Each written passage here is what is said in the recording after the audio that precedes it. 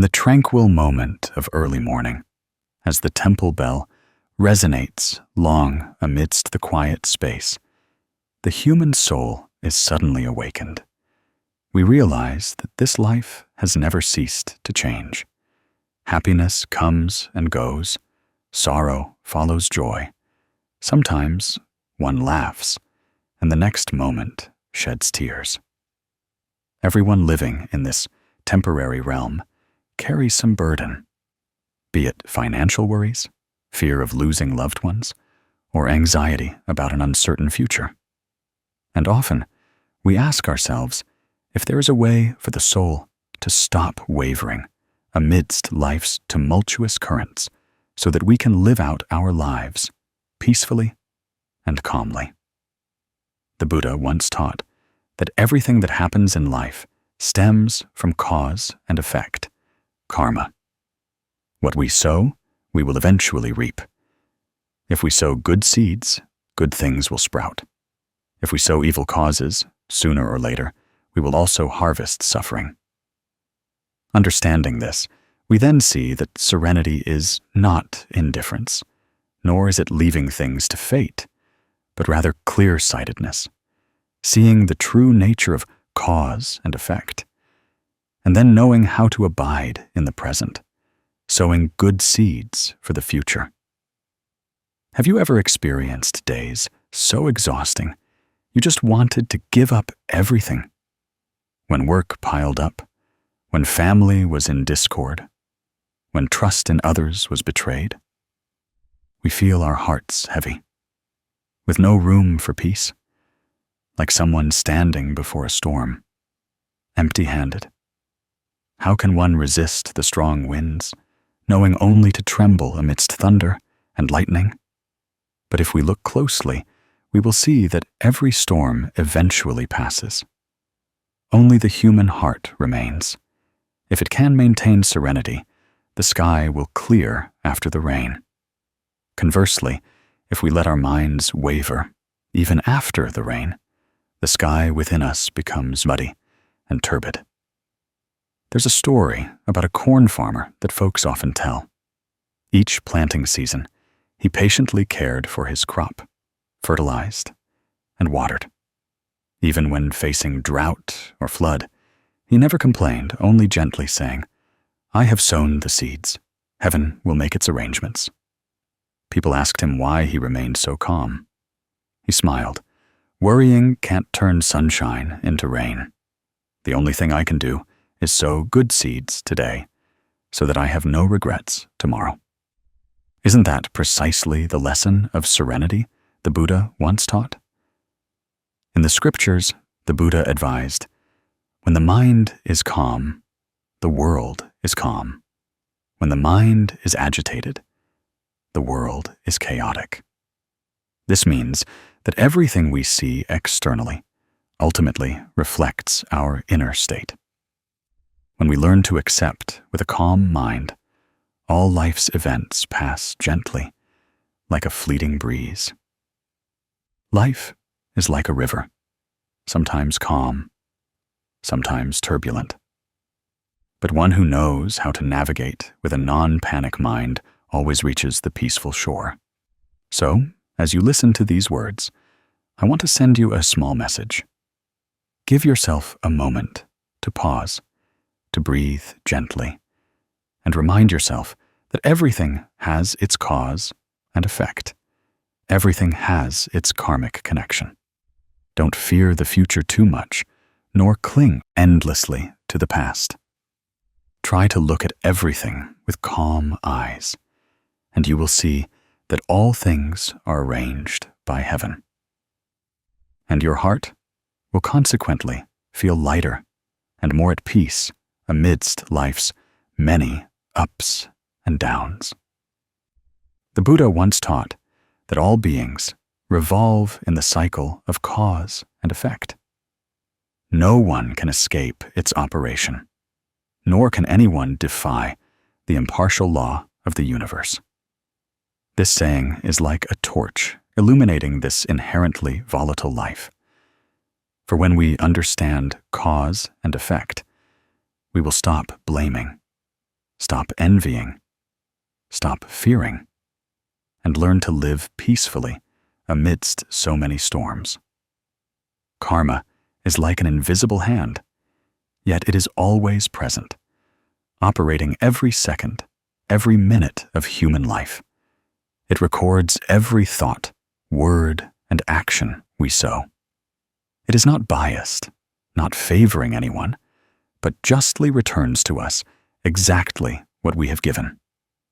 If we look at everyday life, we will see karma clearly present, like a wall, reflecting the force we have created. When we throw a stone onto a lake, waves spread out, and then return. When we plant a seed in the ground, that seed will sprout and grow into a plant according to its nature. One cannot sow rice seeds and expect oranges, just as one cannot sow bad seeds and hope to reap good things. This simple story is powerful evidence for the law of karma in life. Remember that every action we take today is a seed sown in the soil of life. Tomorrow, whether it blooms into fragrant flowers or weeds, is up to our own hands. How many times in life have you been angry, acted impulsively, and left unwanted consequences? Sometimes an unintentional word hurts others. Sometimes a hot-headed action makes us lose friendships, family ties, or even valuable opportunities. People often blame circumstances, but forget that the root lies in the very causes we have sown. We can blame the wind for blowing out the fire, but if we hold the fire in the palm of our hand, how can the wind extinguish it? Karma is the same. We cannot blame life because everything originates from ourselves. There is a relatable story from everyday life that the auspicious Dharma channel wants to share with you to clearly see how karma operates. It's the story of Mr. Thang, a man known for his hot temper in the neighborhood. He easily got angry, often raised his voice at his wife and children, and sometimes even a small matter would make him explode. One day, during an argument with a neighbor, he was so furious that he couldn't control himself and punched a statue in front of him. The punch caused his hand stinging pain, swelling and bleeding. In the moment he clutched his aching hand, he suddenly awoke. The statue had done nothing to him. It merely returned the action he had just caused. If he had been gentle, the statue would have remained still, unharmed. But because he created the force that struck it, the pain returned to him. This seemingly simple story contains a great truth. Karma in life is exactly like a reflective wall. What we sow, life will return to us. When we sow harsh words, we will receive resentment and distance. When we sow bad actions, we will face bad consequences. Conversely, when we sow a smile, we receive warmth. When we sow kindness, we receive trust. When we sow compassion, we receive peace. Everything that happens in life is not determined by some mysterious force, but is the impartial and transparent operation of karma. Understanding this, you will no longer be confused by events, because everything has a reason. Everything originates from our own karmic connections. Have you ever seen a farmer patiently sowing corn seeds, caring for them daily, watering, fertilizing, and waiting for harvest season? Even if there were droughts that cracked the dry earth, or storms that flattened the fields, in the end, the corn seeds still sprouted and bore ears because that was the cause he had sown. The farmer did not blame heaven and earth because he clearly understood. Sow corn, reap corn, Sow beans, reap beans. Similarly, we cannot expect peace if we only sow anger daily. We cannot expect to receive love if we only sow selfishness. Life is a fair ground, and karma is the invisible hand recording every seed we sow there. The Buddha emphasized many times that karma is never lost. Sooner or later, whether in this life or the next, everything will return. Some people, seeing wicked individuals prosper, become suspicious of whether karma is real. But if one calmly looks further, one will see that such wealth is only temporary, like a sudden downpour that roars and then vanishes. Retribution sometimes comes in this life. Sometimes it has to wait until the next. But certainly, no one can avoid it. The Buddha once taught, "Evildoers receive evil retribution. Good doers receive good fortune." This means that those who sow evil will receive evil, and those who sow good will receive good. This impartial law operates without error, like a shadow to its form, an echo to a sound, inseparable. So how can we apply karma in daily life? First, let's start with the smallest things. When an angry intention arises in your mind, stop, breathe deeply, and ask yourself, if I say these words, if I do this action, will the consequence cause suffering to me and others? Just pausing for a few seconds, you will find you can choose a different, gentler, and kinder way. Practicing deep breathing not only helps us regulate emotions, but also helps us clearly recognize karma forming in every present moment. Try writing down something you want to let go of, perhaps anger, blame, or fear. By writing it down, you have begun to sow a new cause, a cause of letting go. Smile at yourself. Think of your parents who raised you to soften your heart and lighten the burden. These small practices are how we sow good seeds every day. You see, karma is not a distant thing, but is present in every breath, every thought, every action. One who sows a good heart today will have peace tomorrow. One who keeps a serene heart today will have lasting happiness. You don't need to rush. No need to compare why that person does evil, but hasn't received retribution, while you do good, but haven't been rewarded. Because heaven and earth always have their own fair law. Seeds sown will bear fruit at the right time. Understanding this, you will feel more settled, no longer impatient, no longer jealous, just calmly sowing every good seed in life. And after all, the most important thing is to maintain a calm mind. Because when you understand karma, you will know that nothing is baseless, nothing is coincidental. Every joy, every sorrow, every success or failure is the result of causes sown. Instead of blaming, learn to accept. Instead of worrying, learn to be calm.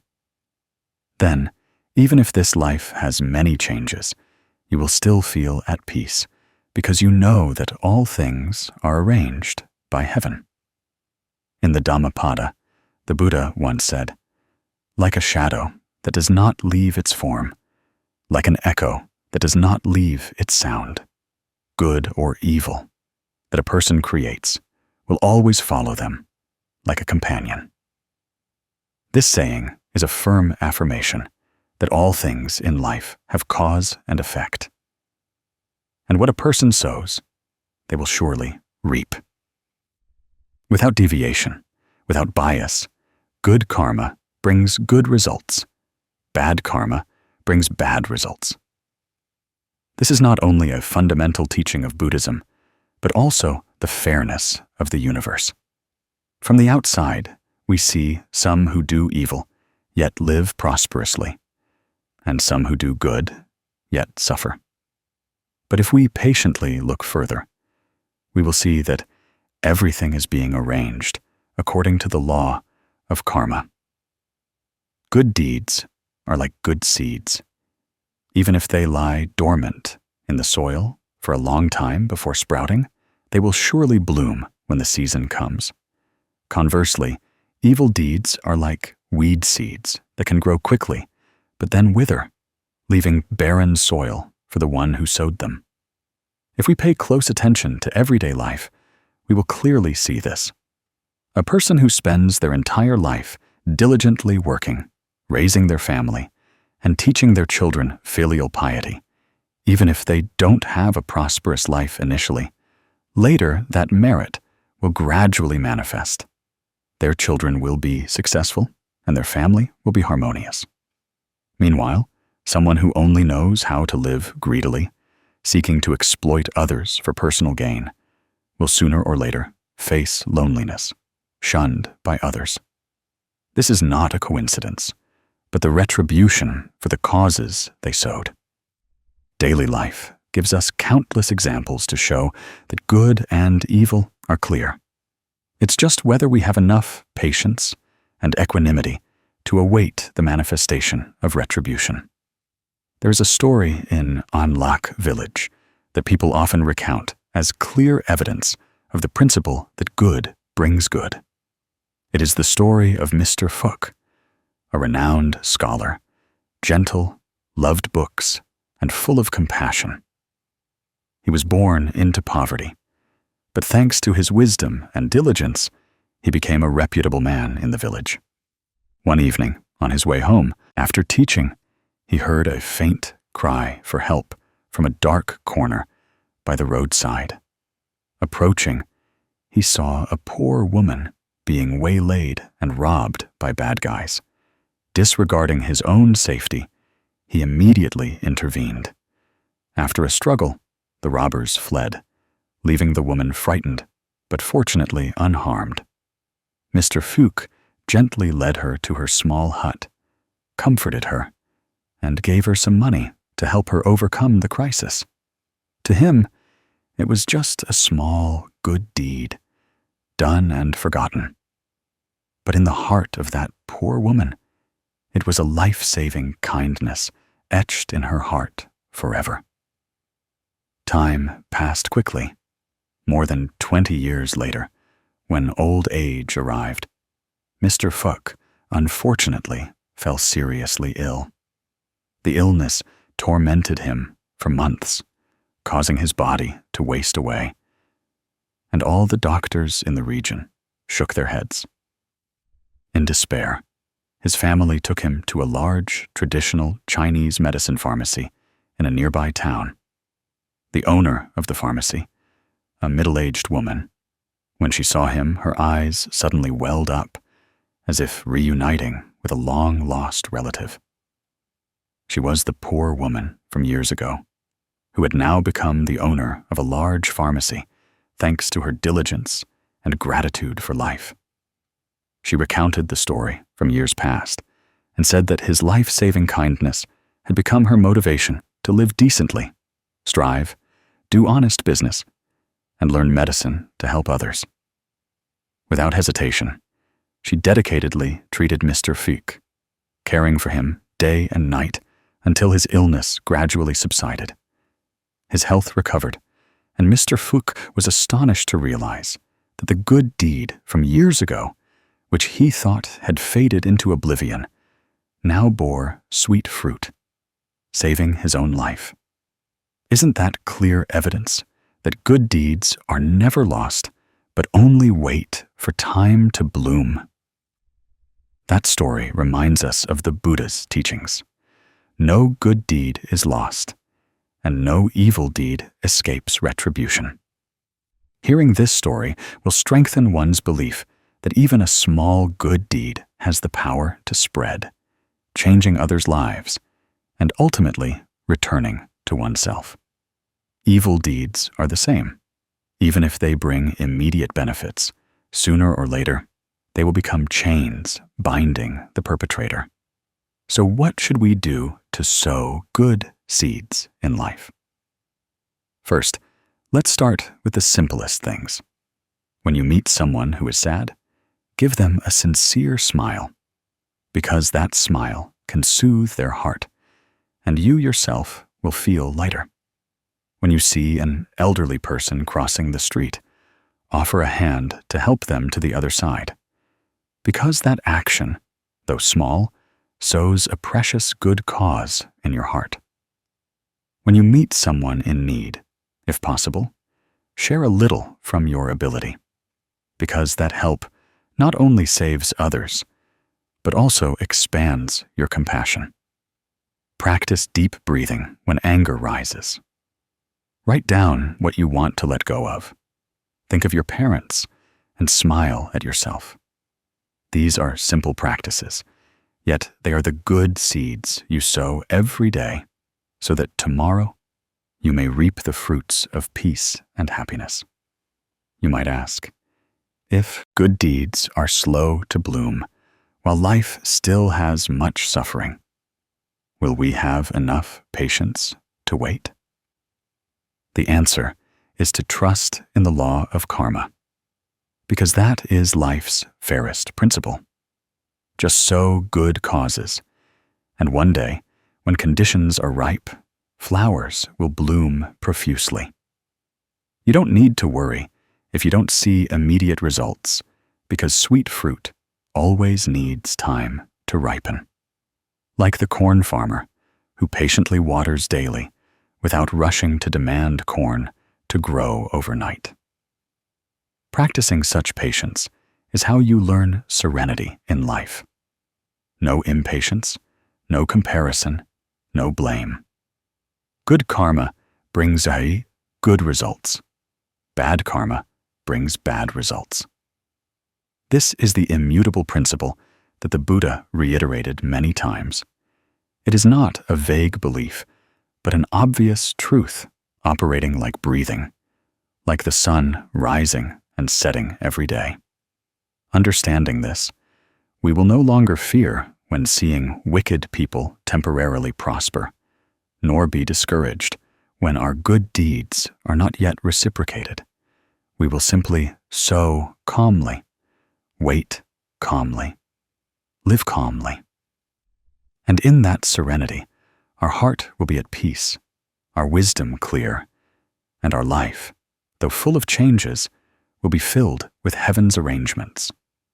In the Buddhist scriptures, it is taught that everything we are experiencing in this life is not coincidental. Every joy, sorrow, every good fortune or loss has a cause, all originating from the karmic connections we have sown in the past. The Buddha once said, "If you want to know the cause of previous lives, look at the retribution in this life.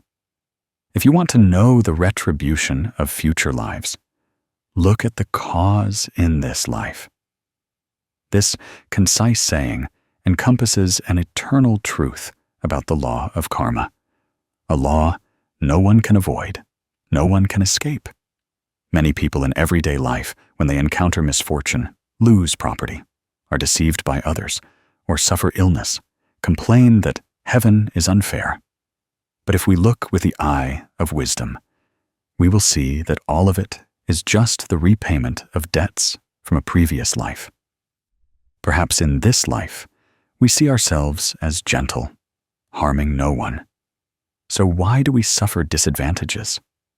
But who can be sure that in distant past lives, we never sowed bad causes? Human life involves many layers of karmic connections, not just confined to a finite lifetime. Therefore, sometimes today's losses are precisely how we repay debts to step lightly into tomorrow. To understand this, let's imagine a familiar example from everyday life. Like someone who borrows from a bank, that money doesn't disappear. It is recorded in the ledger. The borrower can delay, can postpone the debt, but eventually still has to repay it. If late, they will have to pay extra interest. Karmic retribution is the same, only different in that the ledger is not held by anyone else but the universe itself. The law of karma records it. What we receive today is the result of what we have given, what we have caused, whether in this life or in past lives. The story of the merchant Hoa and his horse is evidence of the absolute fairness of karma. Long ago, in a small village by the river, there was a merchant named Hoa. He was known for being kind and a reputable businessman, respected by the villagers. One day, he was fortunate enough to buy a horse that looked incredibly strong, majestic in appearance, with a shiny coat. Everyone who saw it praised him for being blessed, saying that acquiring such a good animal would surely make business convenient, pulling carts easily. Yet, strangely, after a few days at home, the horse fell ill. It refused to eat, was dejected, and sometimes collapsed on the road. Mr. Hoa worried and invited a vet to treat it. It cost a lot, but the illness kept recurring. Every time he tried to use it to pull a cart, it would collapse and refuse to go. People in the village gossiped. Some said the horse was struck by an evil wind. Others said Mr. Hoa bought a difficult horse to raise. Mr. Hoa was both sad and angry in his heart, because he had placed all his hopes on that animal. One day, an old monk from the temple on the mountain came down to visit the villagers. Hearing about Mr. Hoa's horse, he smiled kindly and said, "Sir, don't blame fate too much. This is not a coincidence. In a past life, you overworked this animal, causing it great suffering. Now it returns in the form of a horse to demand its debt from you. Don't think that only humans have grudges. All beings have souls, can feel. Karma spares no one, even animals. Let it go. Consider the old debt repaid." Hearing these words, Mr. Hoa was stunned. He recalled a vague dream not long ago, in which he had seen himself as a merchant of old.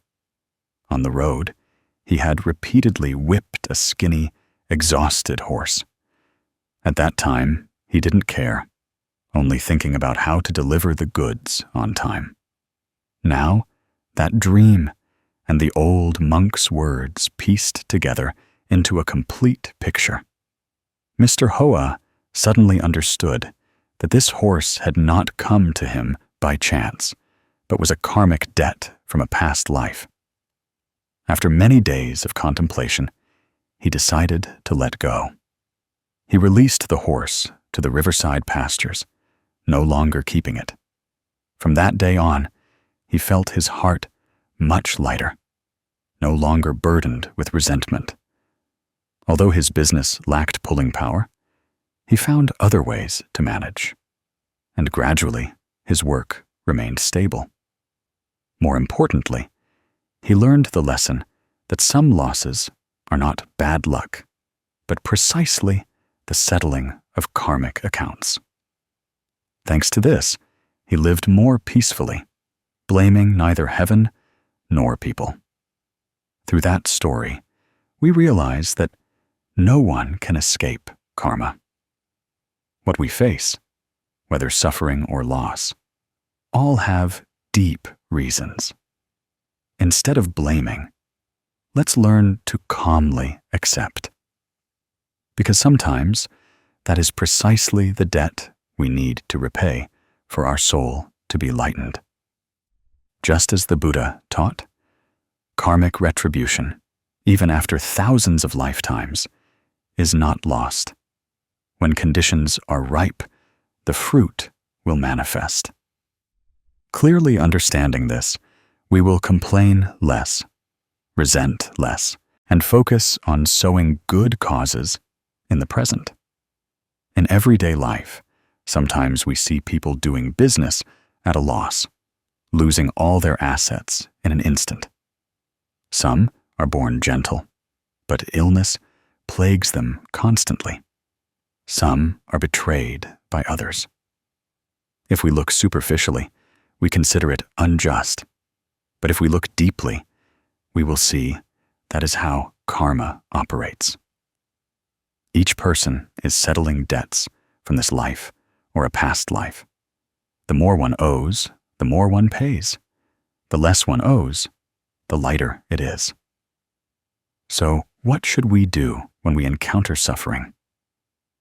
The important thing is not to seek to escape, nor to blame, but to learn to calmly accept. When we accept that today's losses are repayment for lighter steps tomorrow, our heart will no longer be tormented. We are like someone who has paid off a loan and then walks more freely. Serenity is the strength that helps us overcome life's storms. To cultivate a serene mind in the face of karma, we can practice very simple things. Sit down, take a deep breath, and exhale slowly. In that moment, think of a suffering you carry, a loss you endure. Instead of resisting, whisper in your mind, "I am repaying a debt, and when it is repaid, I will be lightened." Then write down something you want to let go of, fold it, and set it aside. That is a way to remind yourself that you are ready to close an old debt. Practice this every day, and your mind will be clearer, your heart will be calmer. Once you clearly understand the law of karma, you will no longer blame those who once caused you suffering. Because who knows, they might just be karmic connections coming to help you repay debts. Instead of resenting, let's be grateful to them. Because, thanks to them, we repay sooner and become lighter sooner. From then on, we will also be more cautious in every word, every action of the present, because we know that what we sow today, we will reap tomorrow. Thus, the story of the merchant Hoa and his horse is not just an old tale, but a mirror for us to reflect on. It reminds us that nothing is coincidental. Everything has a cause. Everything is an arrangement of karma. If today we calmly accept, then tomorrow we will walk more peacefully. Remember, sometimes today's losses are not a punishment, but precisely the debt we repay to lighten our baggage on the long road ahead. When we understand and accept that, we will feel our hearts soften, living more virtuously, and nothing can shake us. That is the path the Buddha taught, the path that leads us to serenity in every moment of everyday life. The Buddha once taught that in this life, no joy is as lasting as the joy of knowing how to give. The wealth we accumulate will one day run out, but the merit we sow will grow day by day, with every good seed we plant. He also said that one candle lights 100 others, and its flame does not diminish, but the light shines many times brighter. Similarly, when we open our hearts to give, we do not lose. Instead, we are sowing more seeds of joy in our minds. One who knows how to share has a light soul, a peaceful life, a harmonious family, and long-lasting merit also accumulates accordingly. In everyday life, we often see people who think that keeping a lot for themselves is wise. Yet, the tighter they hold, the heavier their minds become, because the fear of loss always clings. Those who hoard are like someone holding a basket of corn, but unwilling to sow the seeds. In the end, the corn spoils, not much can be eaten, nor can it grow into a golden harvest. One who knows how to share seeds with others finds the whole village planting, the whole field lush and green. At harvest, everyone's granaries are full, and their own fields also thrive, free from pests and diseases. That is the magic of sharing, of karma clearly present in every breath of life. There is a story from the peaceful Yenbin village, passed down by the ancients, about a farmer named Tu and his golden corn seeds. Mr. Tu was a kind farmer, connected to the fields year-round. Everyone in the village knew he had a secret to growing very good corn. Every ear was plump, sweet, and fragrant. People thought he kept the secret to himself, but strangely, every corn season, he would bring the best seeds to share with his neighbors. Many people were initially surprised and asked him why he did that. Didn't he fear they would also grow like him? Didn't he fear losing his advantage? He just smiled gently and replied, "If my neighbor's fields are diseased, the wind will carry pests to my field too. If the whole region has a good harvest, my field will also be healthy, and my joy will be greater." It turned out that sharing seeds did not harm him, but was a way to protect his own harvest, and also brought abundance to the whole village. That story is simple but profound, like the Buddha's teaching. When we help others, we are also helping ourselves. Farmer Tu not only sowed corn, he also sowed trust, sowed neighborly affection, and sowed merit for his own family. Today, when society seems more rushed and people easily close their hearts, we value this lesson even more. Because true happiness does not come from what we keep, but from what we know how to give at the right time, in the right way, with a sincere heart. In the family, sharing is equally important. A husband who knows how to share housework with his wife, who empathizes with silent struggles, will have a harmonious family and a peaceful atmosphere. A wife who shares worries with her husband, shouldering difficulties together, will feel peaceful, even in poverty.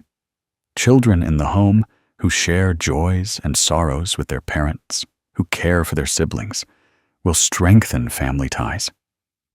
Many families break up, not because of a lack of money, but because of a lack of sharing. The ego held too tightly, the heart closed too tightly, leading everyone to go their own way, no longer sharing a breath. Conversely, when we open our hearts, just a word of encouragement, a warm hug can resolve much suffering, building a solid foundation for happiness. In work, too, a colleague who shares experience, who supports newcomers, makes the team strong, respected by all. A leader who shares benefits, not hoarding everything for himself, inspires the whole team to dedicate themselves wholeheartedly. Because everyone wants to work in a fair, harmonious environment where people feel trust. But if one only knows how to keep for oneself, soon people's hearts will crack, trust will be lost, and no success will last. The Buddha once told a story about a group of people crossing a desert, each carrying a little water. If everyone selfishly kept water for themselves, the group would die of thirst in the hot sand. But if they knew how to share, the ones with more helping those with less, then the whole group could reach the oasis. The life of each individual is actually linked to the life of the whole community. Just like us in this life, individual happiness cannot be separated from the happiness of loved ones, of those around us. Helping someone suffer less, we also feel lighter in our hearts. Making someone happy, we also gain more peace. To apply this spirit to life, we don't need to do grand things. Sometimes, just a small action, a smile, a kind inquiry is already sharing. We can start by taking a deep breath and thinking of a loved one we want to send sympathy to. We can write down something we are willing to let go of, a little anger, to replace with forgiveness. We can practice by dedicating a small part of our income to charity, to help a child go to school, or an elder have a hot meal. These actions do not make us poorer. On the contrary, they make our minds richer, more abundant, more serene. People often think that when they give, they lose. But the truth is that when we give, we receive. We receive peace. We receive joy. We receive the quiet gratitude radiating from the eyes of those helped. And in the cycle of karma, that merit will return to us and our descendants like an endlessly flowing, cool stream. Helping others is helping to make one's own future brighter. The lesson from Farmer 2 is not just about growing corn, but a lesson for a whole life. Each of us has seeds to share. Some share material things. Some share wisdom. Some share a smile and a listening ear. Any seed is precious, as long as it is sown with a sincere heart. When we sow, not just one person benefits, but the whole land in people's souls sprouts and thrives. So happiness is not about keeping full, but sharing to lighten. Serenity does not come from hoarding, but from giving. And in every act of sharing, we are stepping closer to the path of enlightenment, to the peaceful way of life that the Buddha taught. Finally, remember the Buddha's words: the greatest wealth is not gold and silver, but compassion. The greatest joy is not enjoying oneself, but the joy of seeing others happy. When we open our hearts, the whole world around us opens, and life naturally becomes light and peaceful, like the clear, cool sky after rain. In the Agama Sutra, the Buddha once taught that one who keeps a tranquil mind is not dragged by suffering, not controlled by afflictions. Even in a volatile world, it's like standing on solid ground. This teaching opens a door for us to find inner peace. For the root of all suffering, all chaos, all anxiety in life, all originate from our own mind. If the mind is not at peace, everything seems unstable. But when the mind is calm, no matter how tumultuous life storms, we can still accept them calmly. That is why his teachings clearly outline 11 methods of practice to keep the mind pure. These are not profound theories, but familiar lessons. Anyone can start with the small things in daily life. If we try to look at life today, amidst so many worries about daily necessities, pressures from work, study, family, and social relations, it's difficult to keep the mind at peace. Many people live in a constant state of stress. At night, they can't sleep. During the day, they are easily angered and find it hard to control emotions. Yet, that is not an immutable fate. By practicing step by step, by learning to contemplate according to the Buddha's teachings, anyone can calm their mind. The 11 methods of practice for a pure mind, as taught in the Agama Sutra, essentially revolve around keeping precepts, mindfulness meditation, practicing breathing, guarding speech karma, letting go of greed, hatred, and delusion, and cultivating compassion. To explain it more simply, we can understand them as ways to make the mind less turbulent, like a boat that is less tossed by waves when it knows when to lower sails at the right time and anchor in the right place. The first method is to keep precepts. The ancients often said that keeping precepts is the foundation, a protective fence, so that the mind is not swept away by temptations. When a person knows not to kill, not to steal, not to engage in sexual misconduct, not to lie, and not to get drunk, their life is naturally somewhat stable. For example, one who knows how to keep their word, even when facing disagreeable situations, does not rush to utter words that hurt others. Guarding speech karma means maintaining a part of family peace. Some families break up just because of uncontrolled words.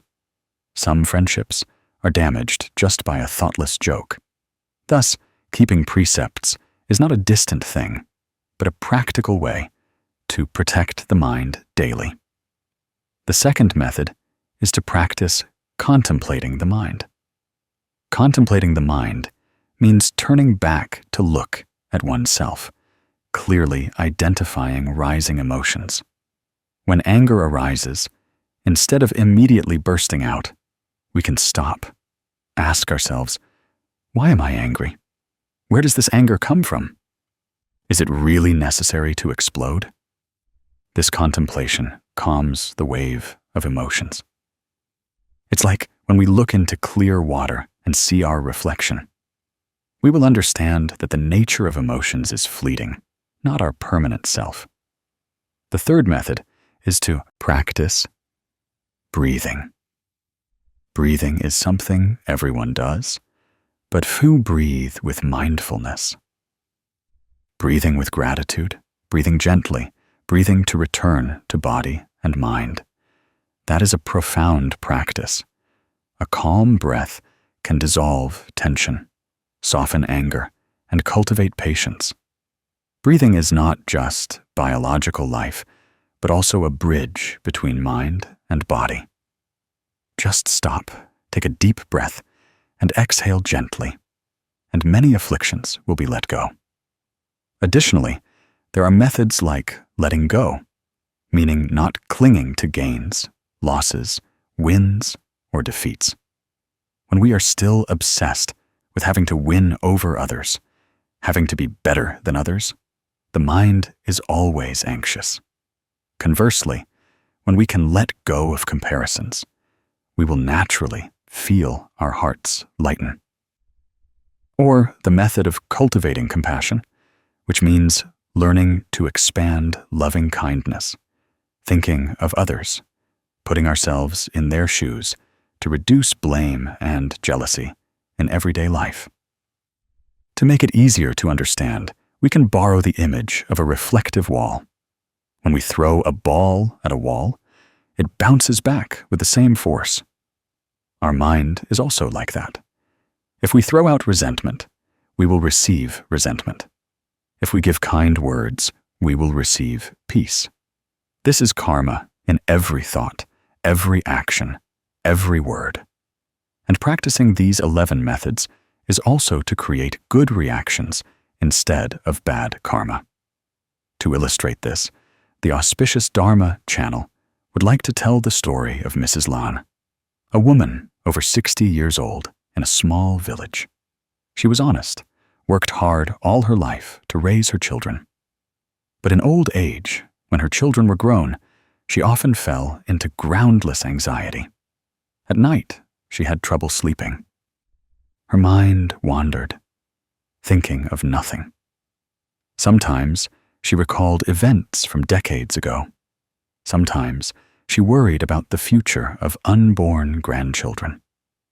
She was tired, sometimes irritable with her children and grandchildren for no reason, then regretted it. One day, a monk passing through the village saw her sitting absently on her porch and stopped by to inquire. Hearing about her suffering from insomnia, the monk smiled kindly and said, Ma'am, try practicing breathing. Whenever your mind is agitated, inhale, silently think, I am grateful I am still breathing. Exhale, silently think, I let go of worries. Every breath is a gift of life. Use it to comfort yourself. In addition, the monk advised her to pay attention to her words, because often unintentional words cause more afflictions. Guarding speech means less complaining, less blaming. Instead, encouragement, motivation. At first, Mrs. Lan was skeptical, thinking how mere breathing could help sleep. But she still tried. Every night before bed, she sat upright, closed her eyes, took a deep breath, and exhaled slowly. She repeated many times, silently reciting simple words of gratitude. Gradually, she felt her mind less tense, and sleep came easier. Each morning, she woke up feeling lighter. A smile easily appeared on her lips. Her children and grandchildren were also happy, because she was less irritable than before. After just a few weeks of persistence, she realized something miraculous. Peace does not lie in external changes, but in the change of one's own mind. She no longer blamed her children and grandchildren, nor worried much about the past or future. She lived more in the present, and in that present, she found happiness. The story of Mrs. Lan clearly shows us that the 11 methods of practice are not profound, distant things, but can start from breath, from words, from daily thoughts. Anyone can practice, just need persistence and sincerity, so that listeners can apply it immediately. Let's try a small exercise. Right now you can stop, sit up straight, relax your shoulders, take a deep breath, and exhale slowly. When inhaling, think, I am receiving life. When exhaling, think, I am letting go of worries. Repeat 3 times, and you will feel your heart calm down a bit. Then smile at yourself, because you are learning to care for your soul. From that, we can draw the lesson that the purity of mind does not come from seeking external things, but from returning within, contemplating, practicing, step by step. Keep precepts to avoid causing more afflictions. Contemplate the mind to see emotions clearly. Practice breathing to calm down. Guard speech karma to protect harmony. Let go to lighten the mind. Cultivate compassion for a more peaceful life. When these things blend into life, the mind will gradually become pure. Don't force yourself to change overnight. Start with a mindful breath, with a smile, with a gentle word. Little by little, you will find life lighter, calmer, and then you will understand that all things are arranged according to karmic conditions. You just need to keep your mind at peace, and everything else is already arranged by heaven. The Buddha once taught that all conditioned phenomena are impermanent, arising and ceasing, constantly changing and decaying. This body, this mind, and all phenomena in life are not lasting for us to cling to. Even a tiny speck of dust does not stay still. It flies with the wind, dissolving into space, let alone a body of flesh and blood, let alone material wealth, fame, status. All are just conditions that come together and then disperse over time. A Buddhist student who does not deeply understand the truth of impermanence will forever be immersed in craving, clinging, sadness, and suffering from loss. Impermanence is not for pessimism. On the contrary, impermanence is for us to appreciate every moment, live fully, and know to place trust in the stable root within ourselves. Sometimes we still think that we will live many more years, that our parents are still there, that this house, this land, these assets will stay with us long term. But the truth is, everything is changing every second. What we see today, tomorrow, might be gone. A close friend might be laughing happily today, tomorrow might lie down. A project we put all our effort into building, sometimes before completion, falls into others' hands. That is not a personal tragedy, but a law of the universe, the law of impermanence. If we do not learn to look directly at it, we will always be anxious, fearful, suffering. But if we have a calm perspective, we will realize that impermanence is the natural order, a necessary operation for the new to be born. The ancients had a saying, "Human life is like a dream." This body is just a combination of the four elements: earth, water, wind, fire. When conditions are present, it stands firm. When conditions disperse, it falls apart. Like a lamp, with oil it shines. Without oil, it extinguishes. We cling to the body, thinking it is ours. But in reality, we cannot control it. Hair doesn't want to turn gray, but it does. Skin doesn't want to wrinkle, but it does. This breath we want to hold forever, but we cannot. If the body is impermanent, the mind is also impermanent. The mind is sometimes happy, sometimes sad, sometimes calm, sometimes agitated, never still for a moment. If we do not learn to identify it, we will be dragged by the mind, causing life to pass in weariness. Phenomena, meaning all phenomena around us, are also impermanent. No matter how high a mountain, it will erode. No matter how long a river, its course will change. No matter how strong a city, it will collapse. Nothing lasts forever. That is the truth that the Buddha attained enlightenment and taught to sentient beings. There is a story often mentioned to illustrate the principle of impermanence. It is the story of Mr. Do, a man who spent his entire life working, saving, with the desire to build a very large house for his descendants. He was born into poverty, suffered deprivation from childhood.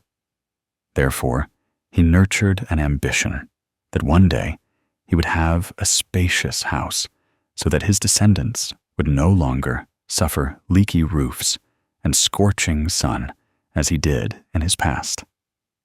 For many years, working as a laborer, doing business, he saved every penny for that project.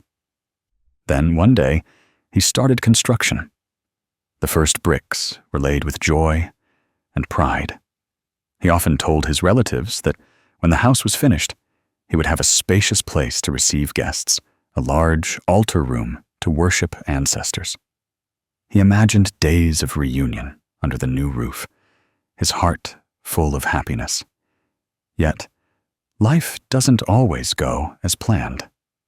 When the house was half built, when the walls were still unfinished, Mr. Do suddenly fell ill. The illness came very fast, like a sudden storm. In just a few weeks, his health deteriorated. His relatives took him for treatment, but his condition did not improve. He still worried about the unfinished house, still thought he would recover to complete it. But then he passed away with regret. The house was still in disarray, bricks and stones piled in the yard. His children, unable to bear the debt from the project, had to sell the house to repay debts. All his years of effort suddenly turned to dust. The house he had always dreamed of. In the end, he never lived in it for a single day. The story of Mr. Do is not just one person's story. It is a reflection of the fate of many people in this life. How many people spend their entire lives tirelessly accumulating money, building estates, and striving for power, forgetting that death can come at any time.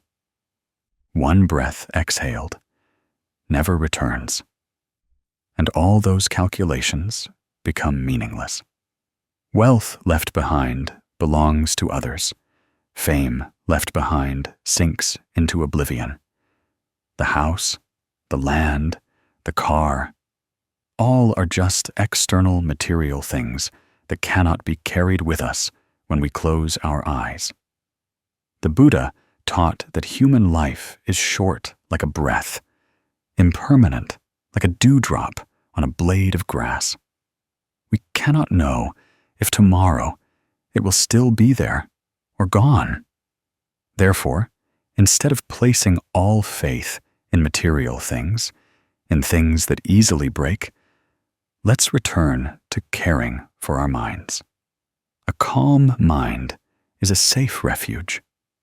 When the mind is at peace, even in a small, simple house, we still feel happy.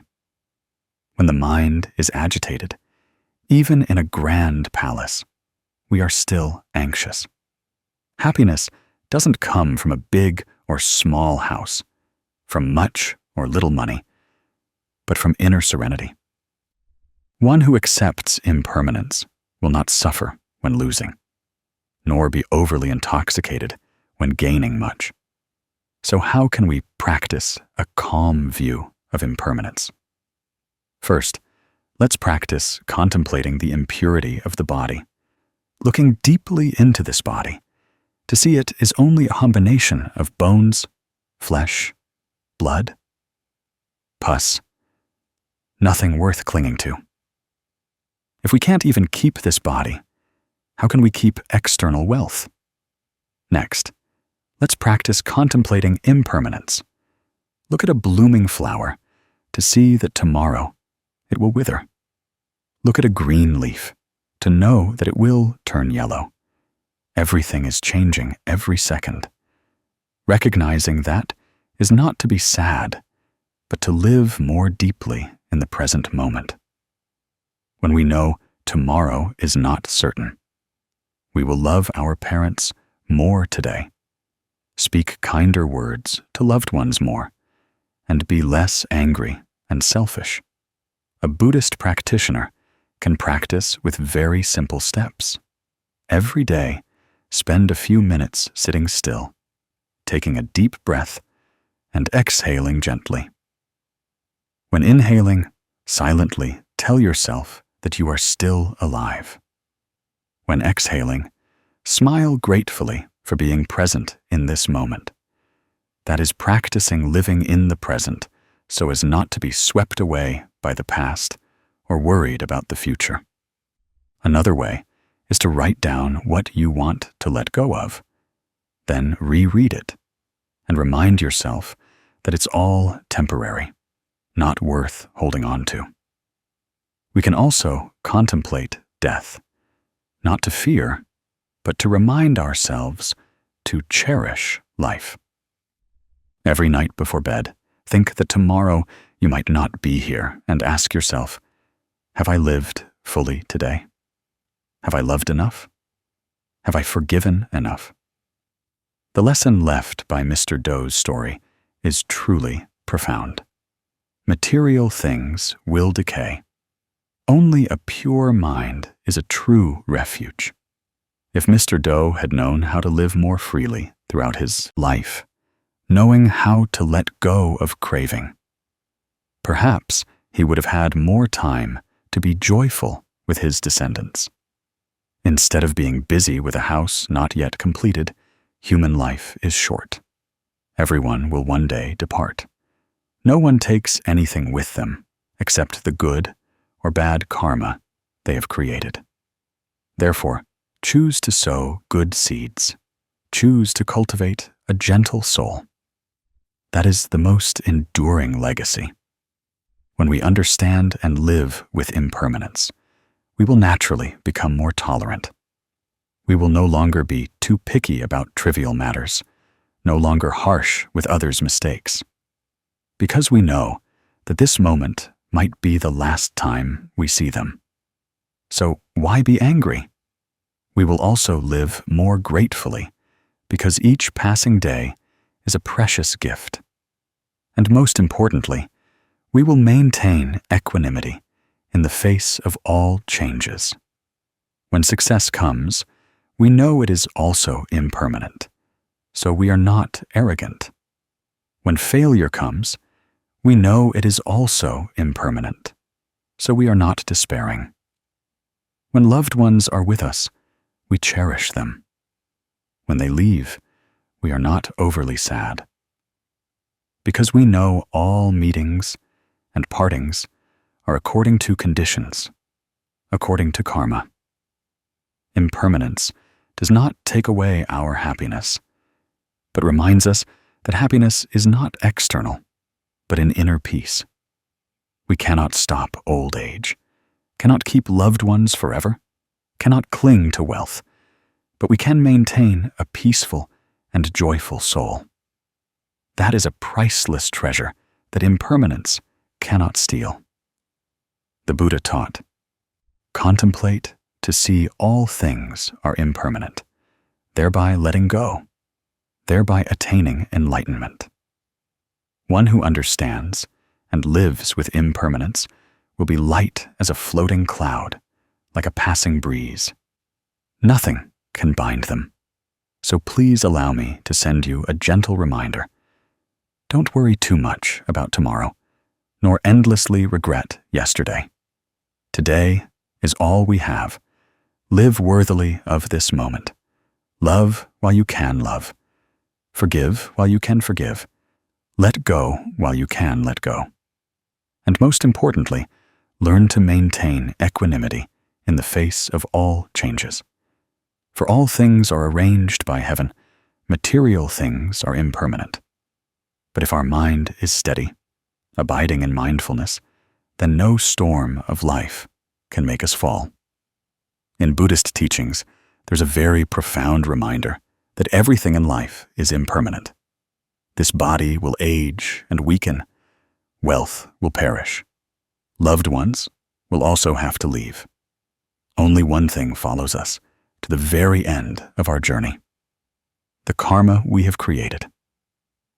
The Buddha once taught, you are the masters of karma, the heirs of karma. Karma is the womb. Karma is the kin. Karma is the refuge. Whatever karma you have created, whether good or bad, you will inherit it. This saying is a wake-up call so that we no longer delude ourselves, clinging to external illusions, but know how to cultivate good, nurture compassion and wisdom, so that when we close our eyes and pass away, the only baggage we carry is not regret, but blissful merit. In life, we often see many people spend their entire lives accumulating money, building reputation, and nurturing their bodies with all kinds of delicious food, beautiful clothes, and nourishing medicine. We also see not a few people who place all their faith in family affection, thinking that spouses, children, and siblings will always be with them forever.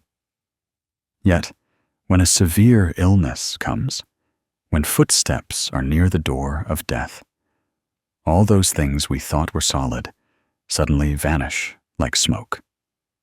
Wealth remains, and the body returns to dust. Loved ones only see us to the grave, and we ourselves must continue alone in the vast darkness of the next life. At that time, who will be the true companion? Only the good or bad karma we have created will go with us, not leaving for half a step. To illustrate this truth, Buddhist folklore recounts the story of a wealthy man named Kwang and his 4 wives. This is a profound allegory, easily touching people's hearts, helping us understand what is worth cherishing and what needs to be cultivated in life. Mr. Kwang was a rich man, enjoying a life of glory and prosperity, and he had 4 wives. He cherished them in different ways. His first wife was his body.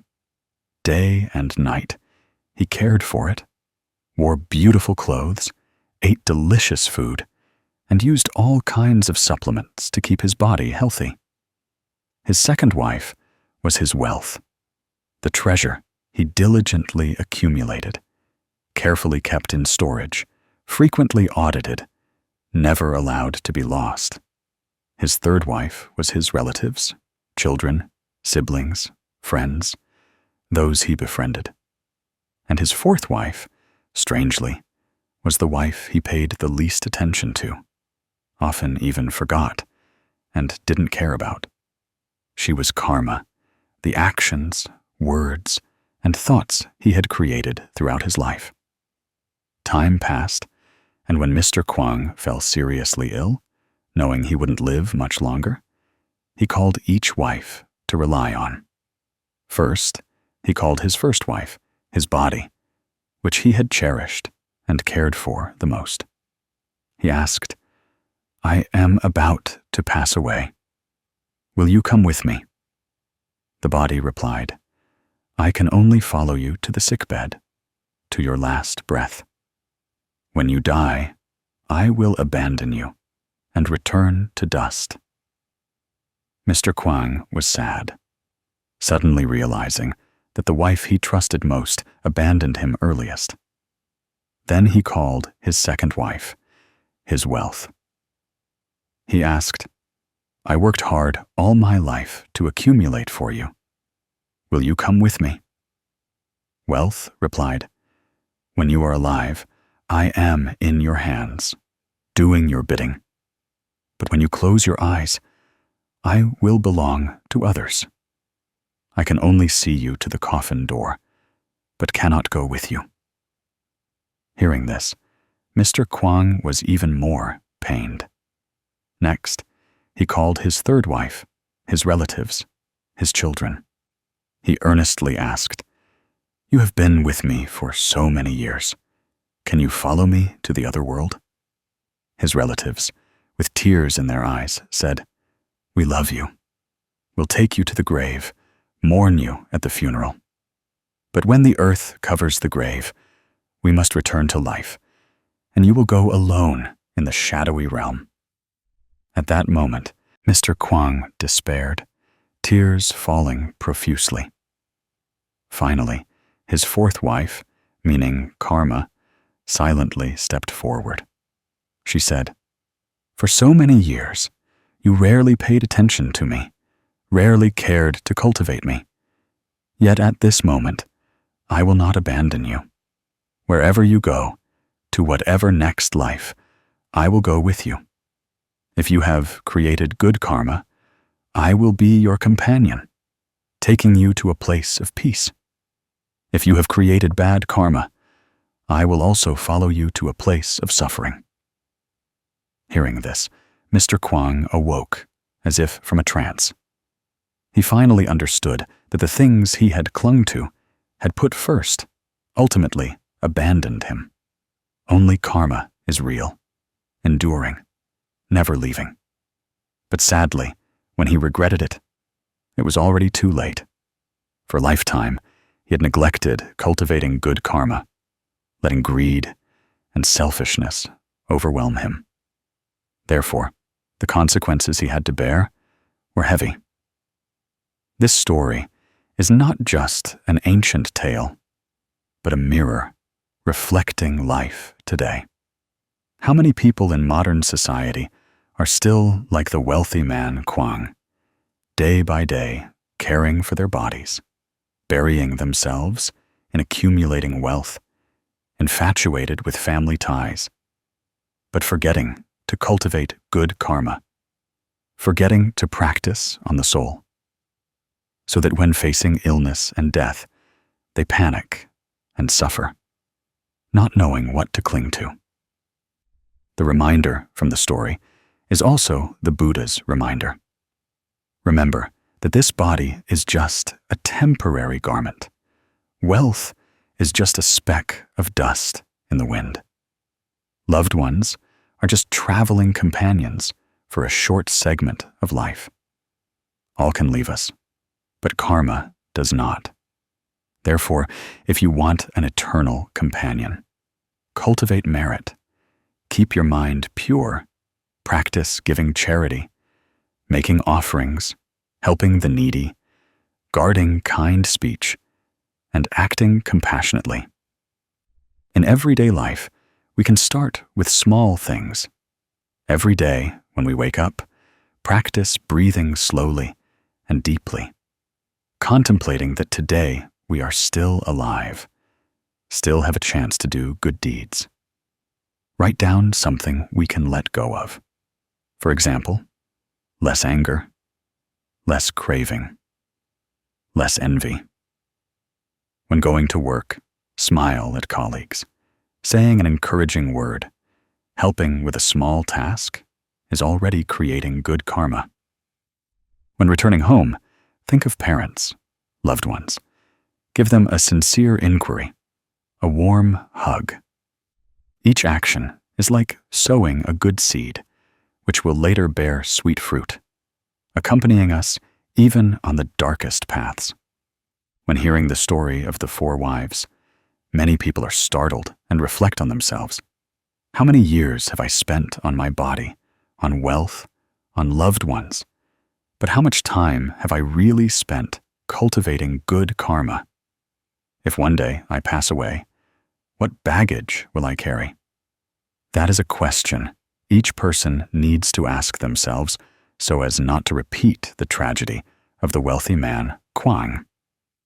The lesson learned is clear. Sow merit and cultivate the mind, for that is the eternal companion. Don't wait until severe illness, breath depleted, to regret. Right from today, every moment, let us choose between good and evil, between selfishness and compassion. Each choice is a thread, weaving the garment of karma for the future. If woven with good threads, we will wear a bright, warm garment. If woven with evil threads, we will have to wear a dark, cold garment. Therefore, the wise person is one who prepares for their longest journey, not with gold or power, but with merit, with good deeds, with an open heart. That is the way to live peacefully, accepting everything. For even if life is impermanent, if good has been sown, good results will follow us like a shadow, never leaving. In the Buddhist scriptures, there is a saying, all conditioned phenomena are impermanent, arising and ceasing. There is coming together. There is separation. There is birth. There is death. There is prosperity. There is decline. This saying is a reminder for us that nothing that exists in this life is absolutely permanent. Impermanence is the true nature of life, a natural law that no one can escape. No matter how much we stubbornly hold on, no matter how much we amass, everything will eventually change. Deeply understanding this is not for pessimism, but for us to learn to calmly accept. For only inner serenity is a solid refuge amidst life's many turbulences. When we look at the world around us, we will see impermanence present everywhere. Flowers, cherished today, wither tomorrow. A sturdy house, built over the years, also decays. Even this body, however healthy, cannot avoid aging, weakness, and illness. Impermanence is not a distant concept, but the breath we just inhaled and had to exhale. It is the heartbeat that just started and then subsided. But we humans often forget that truth. We assume what we have will last forever. Then, when we unexpectedly lose it, we panic. We suffer. We blame heaven and earth. In reality, it's all just a reminder that we forgot to see impermanence in every moment of life. In human history, how many times have people faced great impermanence? Bustling cities suddenly turned into piles of ashes after an earthquake or war. Illustrious families, in a single night of upheaval, lost all power and wealth. Love, thought to be etched in the heart, ultimately only remains in distant memories. Not distant. Even in recent years, humanity has experienced a pandemic. Millions of lives departed in silence, millions of families lost loved ones. So many rich people, so many successful people, ultimately were just a breath that couldn't be held onto. Impermanence is clearly present, making no distinction between rich and poor, noble and humble, powerful or common. Yet amidst that impermanence, humans can still find stability if they know how to maintain equanimity.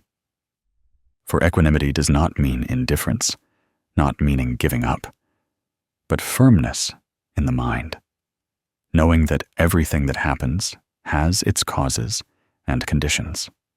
When lucky, we are not overly arrogant. When suffering, we are not overly despairing. That is the middle way view that the Buddha taught. And to prove it, let's listen to an everyday story. The story of Mrs. Han's family in a storm, and then draw a lesson for ourselves. Mrs. Han was a woman who lived in the central coastal region, and for more than half her life, she and her husband meticulously saved every penny to build a spacious house. That house, to her, was not just a shelter from rain and sun, but also a source of pride, a place holding many family memories. Her children grew up in that house. Laughter, tears, warm meals, all within those 4 sturdy walls. Life was not overly wealthy, but sufficient and happy. She believed that so many years of effort would provide her children and grandchildren with a stable support. Yet life is impermanent. One year, a big storm unexpectedly swept through, and the fierce storm seemed to want to sweep everything away. Mrs. Han's sturdy house was destroyed by the storm in just one night. Roof tiles shattered, brick walls collapsed, years of accumulated wealth no longer intact. When the storm passed, all that remained before her eyes was desolation. Broken house pillars, scattered belongings, all the effort seemed to have become zero. Her children and grandchildren cried despairingly. Some sat dazed, looking at the ruined house, choked up, unable to speak. Some angrily blamed fate. Some feared the uncertain future. But amidst all those cries, Mrs. Han maintained a rare composure. She didn't cry, didn't complain. She sat down, held hands with each child and grandchild, gently saying, "Houses can collapse, wealth can be lost, but we still have each other, still have this life. As long as we have each other, tomorrow we can still start over." Those words seemed simple, but contained great power. Her calm mind was like a bright lamp shining in the darkness, helping the whole family regain faith. Instead of drowning in suffering, they began to gather what remained, building a temporary small house to shelter from rain and sun. The next day, they cleaned up together, seeking help from neighbors and local authorities. Day by day, from that desolation, a new home was built. And it was precisely in hardship that her children and grandchildren realized the greatest strength lies not in a brick and tile house, but in the serenity and resilience of the soul. Through that story, we clearly see that impermanence can take everything from us in an instant. But if we maintain equanimity, we will never lose the ability to stand up. For assets, material things, houses can vanish. But a peaceful mind is the source of true happiness. If she had not had a calm mind, Mrs. Han's children and grandchildren would have drowned in blame and despair. And perhaps that family would have disintegrated right after the storm. But thanks to her, thanks to that steadfastness, they overcame. The Buddha once taught that in this life, the only sure thing is impermanence. Understanding this, we will no longer cling too much to wealth, no longer suffer too much when losing, because we know that everything will change. Instead of clinging, we choose to live in the present moment, cherish what we have, love those beside us. When we know impermanence, we no longer waste time in anger and competition, but dedicate it to love, to share. So how can each of us cultivate equanimity in the face of losses? A simple way that anyone can practice immediately is to sit down and take 3 deep breaths. When inhaling, we recognize that we are still alive. When exhaling, we smile gratefully for still being present in the world. Every day, we can write down something we want to let go of. It could be anger, an attachment to wealth, or a painful memory. Write it down and leave it there as a way to unload a burden from the heart. We can also close our eyes, think of our parents, think of loved ones, send them a smile from the heart. Just these small things, gradually, our mind will become calmer, no longer easily swept away by life's changes. And then when we face great losses, we will no longer be overly panicked. We know that loss is part of impermanence, but impermanence also means hope. If tonight is lost, tomorrow there is another chance to start.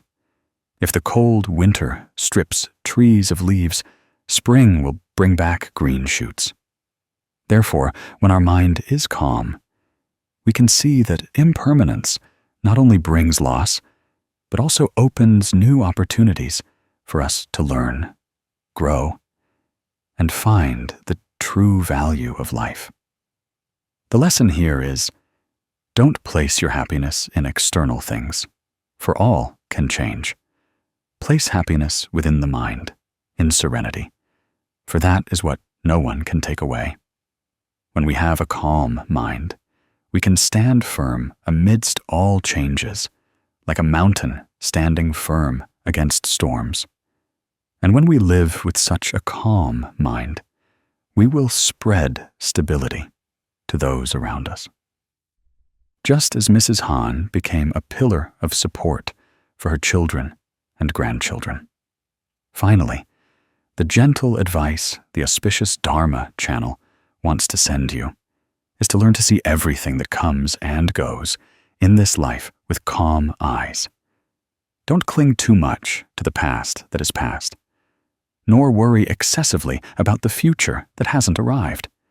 Live fully in the present. Love what you have. Cherish every breath, every smile. Then impermanence will no longer be something to fear, but will become a great teacher, teaching us to live more deeply and meaningfully.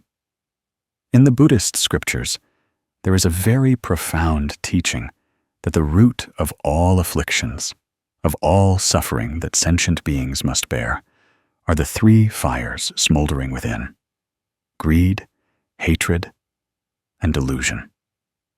If people allow these three fires to burn, the mind will never be at peace, life will never be complete, and peace will forever be distant. The Buddha called them the three poisons because they permeate the consciousness, poison perception, and cause people to act wrongly. From that, suffering arises, followed by more suffering. Understanding greed, hatred, and delusion is not just learning doctrine, but reflecting on oneself. To see if in every thought, every desire, every daily anger, we are nurturing these three poisons or trying to extinguish them. Greed is insatiable desire, not knowing enough, constantly chasing external things. Greedy people always feel deprived. Even with much in hand, they still don't feel complete. A greedy mind makes people lose balance, always in a state of anxiety. Some are greedy for money, so day and night they only know how to get rich without looking back at their health. Only when they fall ill do they regret it. Some are greedy for fame, always comparing wins and losses, then losing friendships, losing even the innocence of the soul. Some are greedy for affection. If held on to, both suffer. Greed seems like a motivation, but when it exceeds limits, it only leads people to exhaustion, frustration, and unhappiness. Hatred is the fire of anger, irritation, resentment. Once hatred arises, the mind is clouded, and all words and actions easily become knives stabbing others and oneself. Some families break up just because of an uncontrolled fit of anger. Some people, because of hatred, commit crimes and then live a life of regret. In the Buddhist scriptures, it is said that anger is like a fire that burns down merit. Even if we practice, do many good deeds, but an angry thought arises, if not quickly awakened, it can burn down all that we have diligently cultivated. Therefore, maintaining equanimity, knowing how to be patient, and letting go is the way to soothe the fire of hatred, restoring coolness to the soul. Delusion is confusion, lack of wisdom, not seeing the truth of life clearly. Deluded people often live in illusion, chasing after illusory things, thinking they are permanent. They do not see impermanence, so they cling tightly to the ephemeral, then suffer when it vanishes. Some are deluded by money, thinking money is happiness, but not seeing that money is only a means. Some are deluded by love, thinking that if they can keep that person, they will be happy forever. But they do not know that each person is their own flow. No one can keep anyone. Some are deluded by this body, thinking it is eternal, but not seeing that it is just a temporary combination of the four elements. Sooner or later, it will decay. Delusion makes us walk in darkness, and in darkness, it's easy to stumble, easy to get lost, so suffering is inevitable. A story to further illuminate the suffering from greed, hatred, and delusion is the story of Mr. Tuan. Mr. Tuan was an intelligent, dynamic man. From a young age, he had an ambition to get rich. He believed that money was the measure of success and happiness. So he threw himself into the whirlwind of making money. From one project to another, one business deal to another. In everyone's eyes, Mr. Tuan seemed to have everything.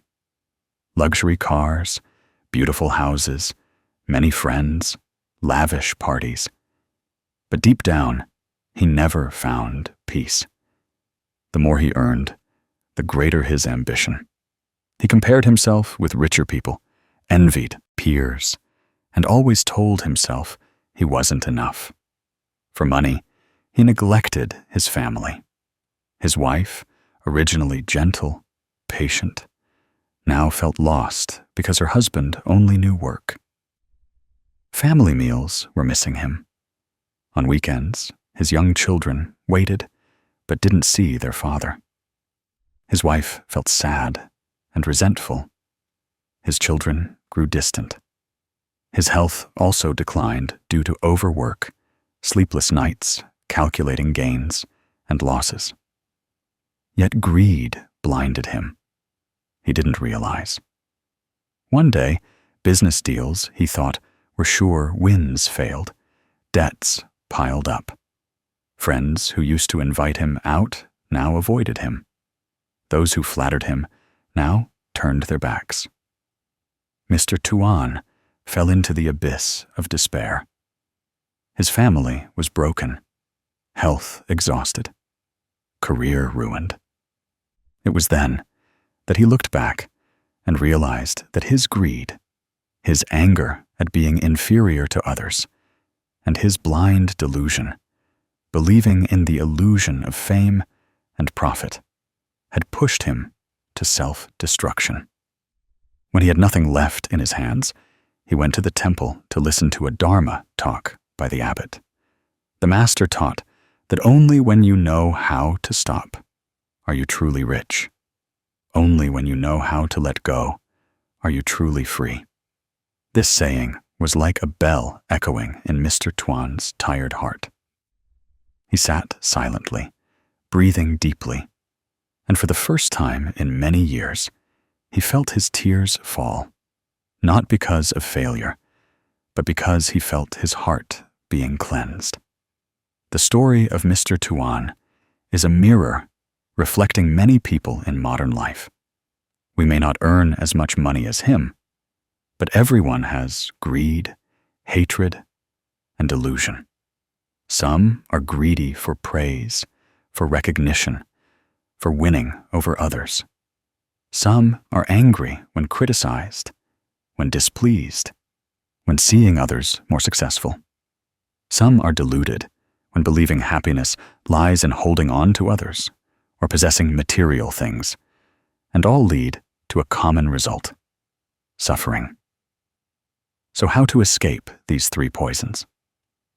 The Buddha taught that to overcome greed, practice contentment. Every day remind yourself that you already have many precious things: a roof over your head, a full meal, loved ones beside you. Instead of looking at what you don't have, look at what you do have. When you feel content, the mind will be at peace, the heart will be lighter, and greed will gradually subside. To overcome hatred, practice compassion. When anger arises, instead of scolding, stop, breathe deeply. Think of the other person also suffering, also anxious. The fire of anger will diminish when we have compassion. To overcome delusion, one must learn wisdom. Wisdom here is not just knowledge, but the correct understanding of impermanent life. When we see that everything changes, we won't cling too tightly. When we understand that happiness does not come from outside, but from within, we will be less deluded, chasing illusions. Listeners can immediately practice a simple thing. Right now, sit still, take a deep breath, exhale slowly. In your mind, write down something you want to let go of. It could be greed for something not yet achieved, anger towards a loved one or some delusion. Silently say, I allow myself to let go of this. Just for that one moment, you will feel lighter. In everyday life, dedicate a moment each day to smile at yourself. That smile is not to hide suffering, but a smile recognizing that one is still awake, that one is practicing walking on the path of less greed, less hatred, less delusion. When we can practice like this, then even if life has storms, we will still maintain inner serenity. The lesson learned is that greed, hatred, and delusion are not distant enemies, but within each person. We cannot eradicate them immediately, but can recognize them daily. Let them go daily. Only when we know how to stop are we truly rich. Only when we know how to be patient are we truly strong. Only when we are clear-sighted are we truly free. The Buddha's teachings on the 3 poisons are not just for listening, but to remind us to live mindfully in life. If everyone knows how to live simply, be content, love, and illuminate with wisdom, this life will have much less suffering. Calmly accept everything to see that all things are arranged by heaven.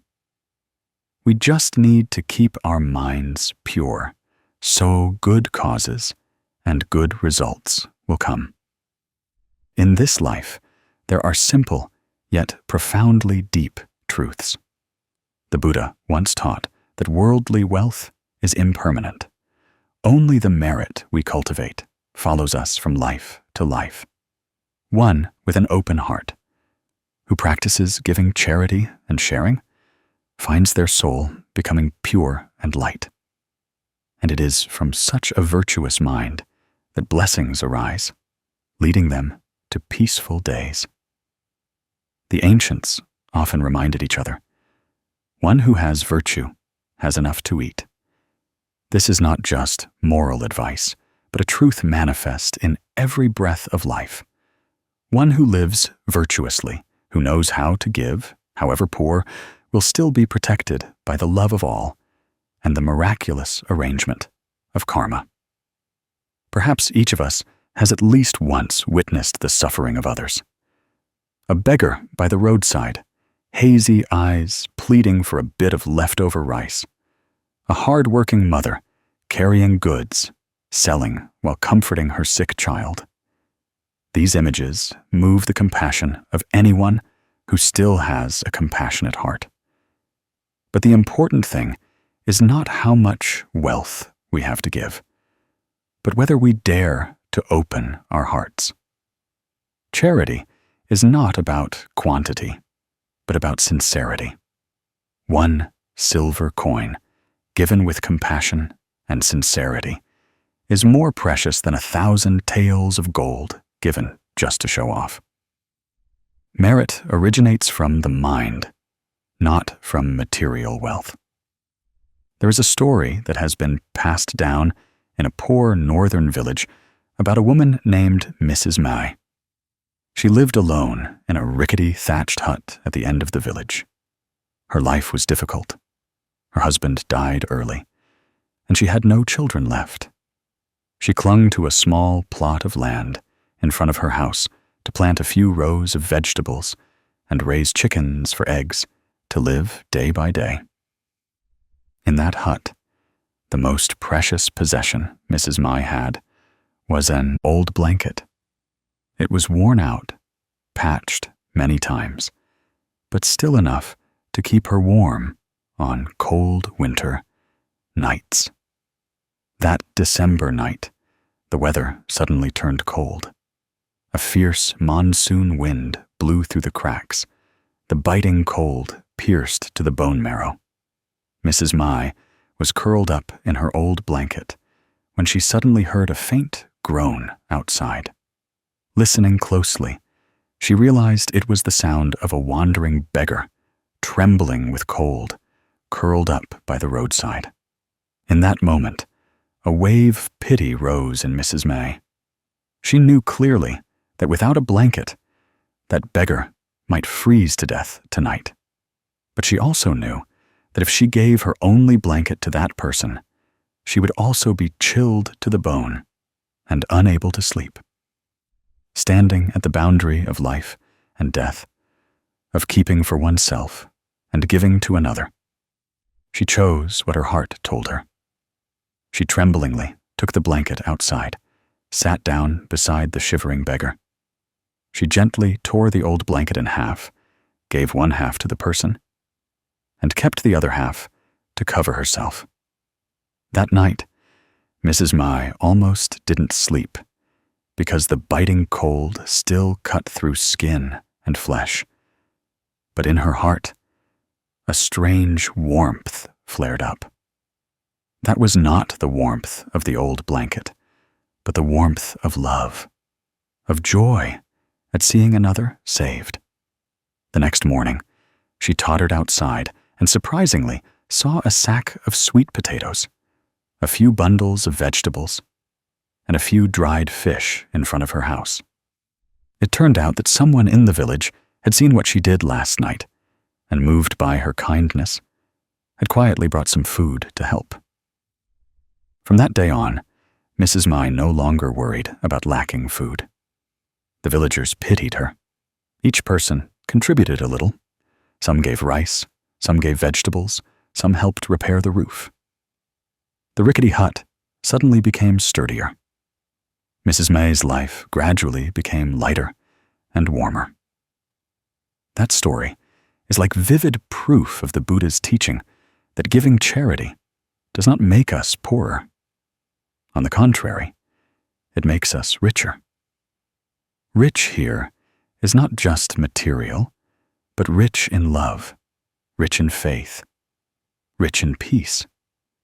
When we sow a seed of compassion, the universe will naturally respond with green shoots of merit. People often fear giving because they think they will lose. But the truth is the opposite.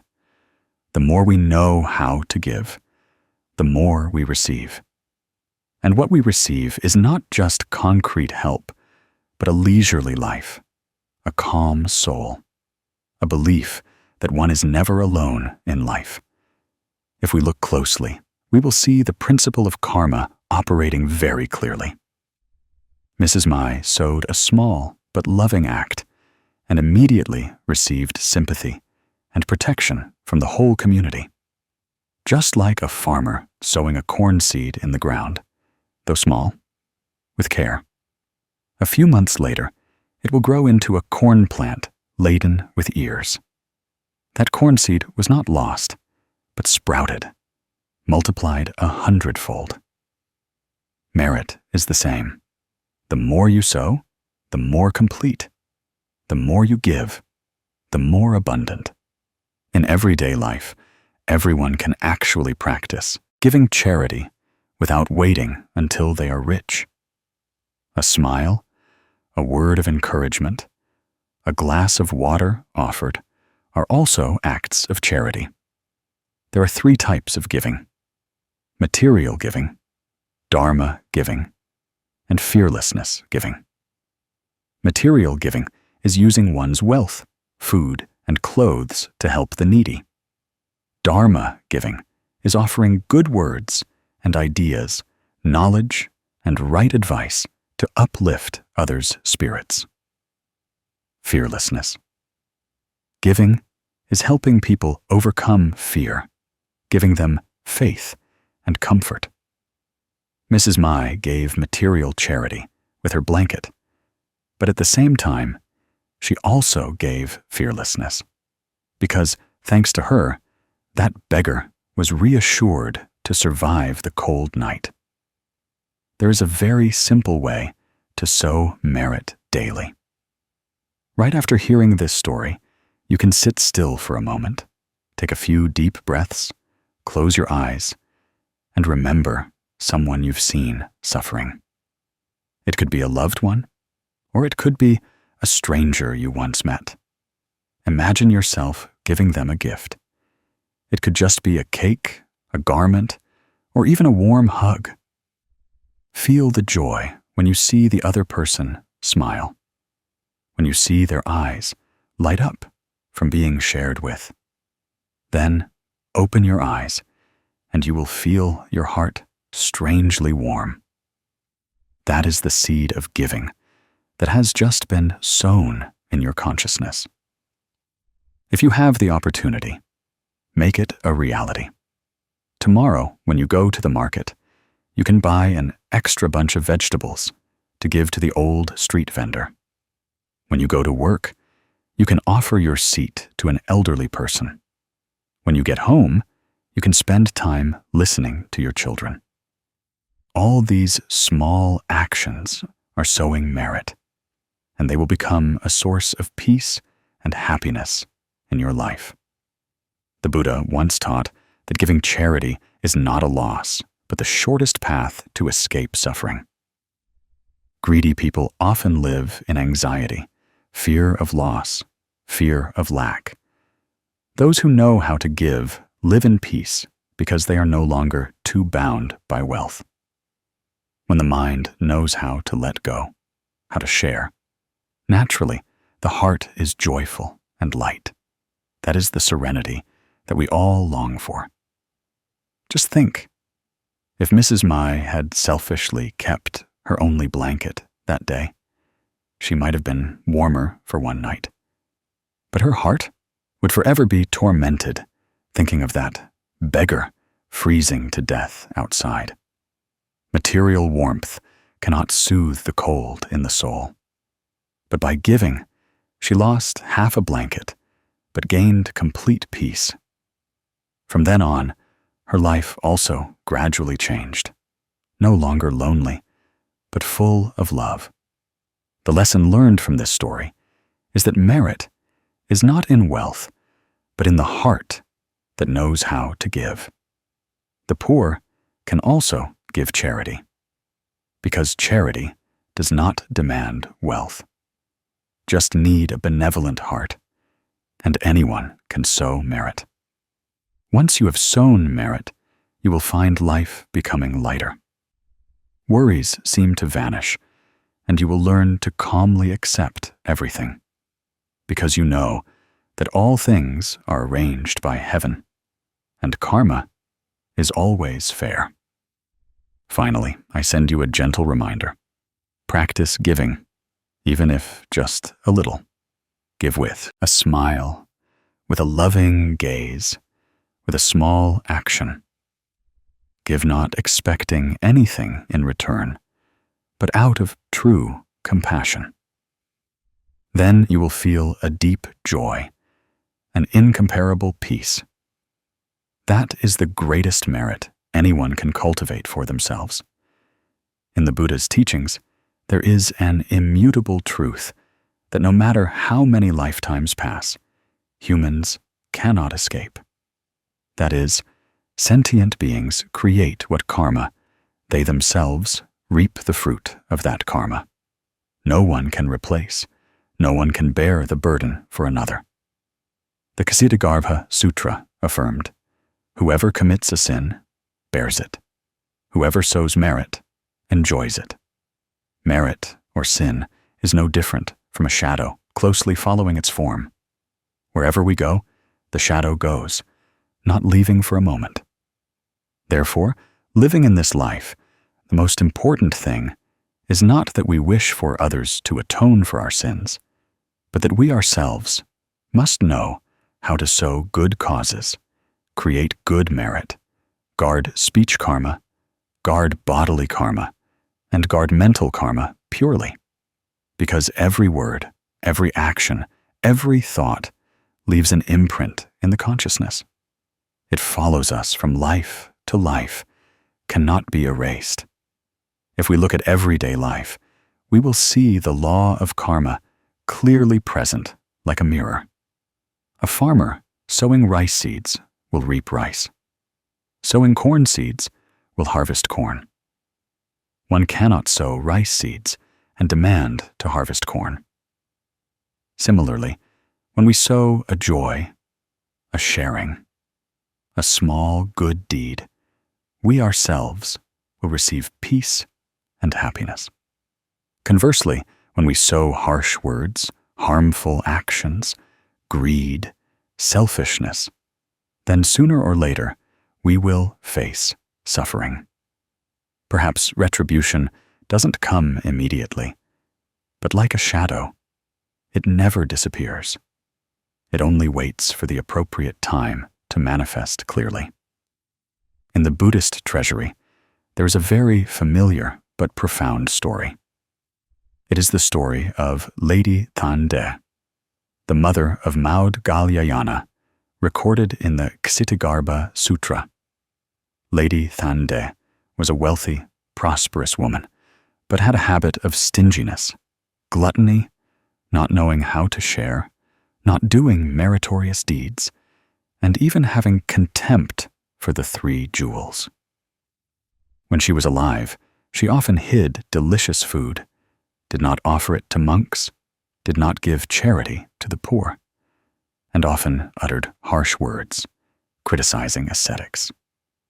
Because of that greedy, stingy mind, after dying, she fell into the realm of hungry ghosts, suffering constant hunger and thirst, her throat as narrow as a needle, her belly as big as a drum.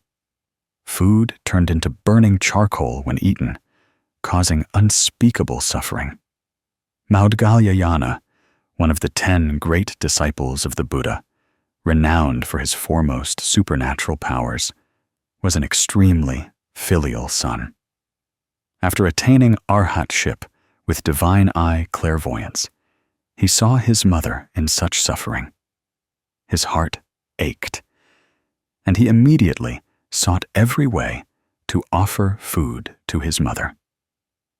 But strangely, each time Lady Thande held the bowl of rice, the rice turned into red flames, impossible to swallow. Seeing this, he suffered unbearable pain and pleaded with the Buddha to teach him how to save his mother. The Buddha said, "The sins committed by Lady Thande are too heavy. You alone cannot save her. To rescue her, you must rely on the blessings of monks from all directions on the Pavarana day, combined with your filial piety. Then she can be rescued." From that, the Ulambana festival was born, becoming a sacred day for children to express filial piety towards parents, living or deceased. This story reminds us that sins cannot truly be replaced by anyone. Maudgalyayana, though possessing great supernatural powers, able to move mountains, fill seas, travel through the 3 realms, still could not save his mother alone. Because sins were created by Lady Thande herself, so she must bear them. No matter how filial children are, how much they practice, they can only assist, dedicate merit, and pray, but cannot completely erase karmic retribution for their parents. This makes us understand deeper about the principle of karma. Sow what cause, reap what fruit.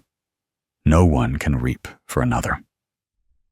In everyday life, we also see this very clearly. Some rich parents leave huge wealth to their children, but if the child only knows how to play, be lazy, live loosely, and does not sow good causes, soon the wealth will perish, and life will become difficult. Conversely, some people are born into poverty. Their parents leave nothing. But that person knows how to live virtuously, works diligently, knows how to help the needy. Gradually, merit manifests, their career flourishes, and life is peaceful. That is clear evidence that merit and sin follow us like shadows. Another important point in the Buddha's teachings is that karma is not only created from actions, but also words and thoughts. Speech karma is what people create most easily. Some words that seem harmless actually cause great suffering to others. For example, a mother, in a fit of anger, utters curses to her child. Those words are like arrows shot into a tender heart, leaving wounds hard to heal. If someone, during an argument, speaks false, slanderous words that cause others to lose honor and have their career ruined, that is heavy speech karma. Words are like knives that can heal or can hurt. Therefore, the Buddha taught that we should always keep speech karma pure, speak truthful, kind, and harmonious words to create merit. When we realize that merit and sin cannot be separated from ourselves, we will stop wishing for others to bear burdens for us and will focus on self-cultivation. Don't think that just going to the temple to pray and offer gifts will erase all sins. If our mind is still greedy, hateful, and selfish, if our words are still poisonous, if our actions still cause harm to others, then no matter how much we prostrate, karmic retribution will not disappear. Conversely, if we live virtuously, know how to share, know how to give charity, and know how to keep a peaceful mind, then merit will naturally accumulate like a small stream flowing into a big river. To practice this teaching in life, every day we can start with very small things. When we wake up, breathe deeply 3 times, reminding ourselves that today we will keep our word. Speak gently, not utter harsh words. When eating, remember the kindness of parents and teachers. Be grateful to the farmers who cultivated. Be grateful to heaven and earth that nourished, and thus eat with mindfulness. Not greedy, not wasteful. When encountering the needy, open your heart to share, even just a little, because merit is not measured by quantity, but by sincerity of heart. Before going to bed, write down something you want to let go of. It could be anger, resentment, or worry. Then smile and forgive yourself. These small actions are the seeds of merit that will sprout and follow us like a gentle shadow. When looking back at the story of Lady Thande, we not only see the suffering of a mother due to greed, but also a lesson for all of us today. If we are alive and still greedy, stingy, unwilling to sow good causes, it is like digging a hole for ourselves. When we die, no one can save us. No matter how filial children are, they can only help in part. Therefore, while still breathing, let's actively create merit. Don't wait until lying down to regret. This clearly shows the Buddha's teaching. Merit and sin follow us like shadows, inseparable. One who understands this will not dare to utter harsh words, will not dare to do evil deeds, but will only want to sow good causes. Live decently so that their soul can be at peace. When we know how to guard speech karma, know how to create merit, then even if life has storms and tempests, we will still feel calm. Because we believe that we are walking the right path of sowing good causes, then surely we will reap joyful results. And that is the arrangement of heaven, the most precious gift that Dharma bestows upon us in this life. Perhaps the hardest thing for humans is not striving to achieve, but learning to let go. The Buddha once taught, "All are impermanent. Only virtue remains forever." This saying seems simple, but encompasses a profound truth about clinging, about how humans suffer. Because they always want to hold on to everything forever in the palm of their hand, Yet life is like a river. Water flows ceaselessly. Today we hold on to something. Tomorrow, it is gone. If we do not learn to let go, we will be chained by that very clinging. Our souls will be heavy and suffer ceaselessly. When speaking of clinging, people often immediately think of clinging to self, clinging to phenomena, and clinging to material things. Clinging to self is when we see our ego as the center. Anything that affects oneself immediately gives rise to anger and blame. Clinging to phenomena is when we regard concepts, things we believe are right, as immutable patterns. Anyone who disagrees gives rise to hatred and delusion. And clinging to material things is when we love too much, depend too much on possessions, making the mind never at peace. These three clingings are the root cause, making it difficult for humans to find true happiness. There is a principle in Buddhism: impermanence. Everything in this world changes. Nothing can remain intact. The human body will age, wealth will perish, relationships will also change over time. Yet we want to keep them forever, want to cling, want everything to belong to us. That desiring mind makes us suffer, like a hand tightly clenching a handful of sand. The tighter you squeeze, the more sand slips through your fingers. Only when you open your hand do you see that handful of sand can lie peacefully, and you no longer struggle to hold it. In everyday life, we easily encounter suffering that comes from clinging. A farmer works all year, stores rice in the granary.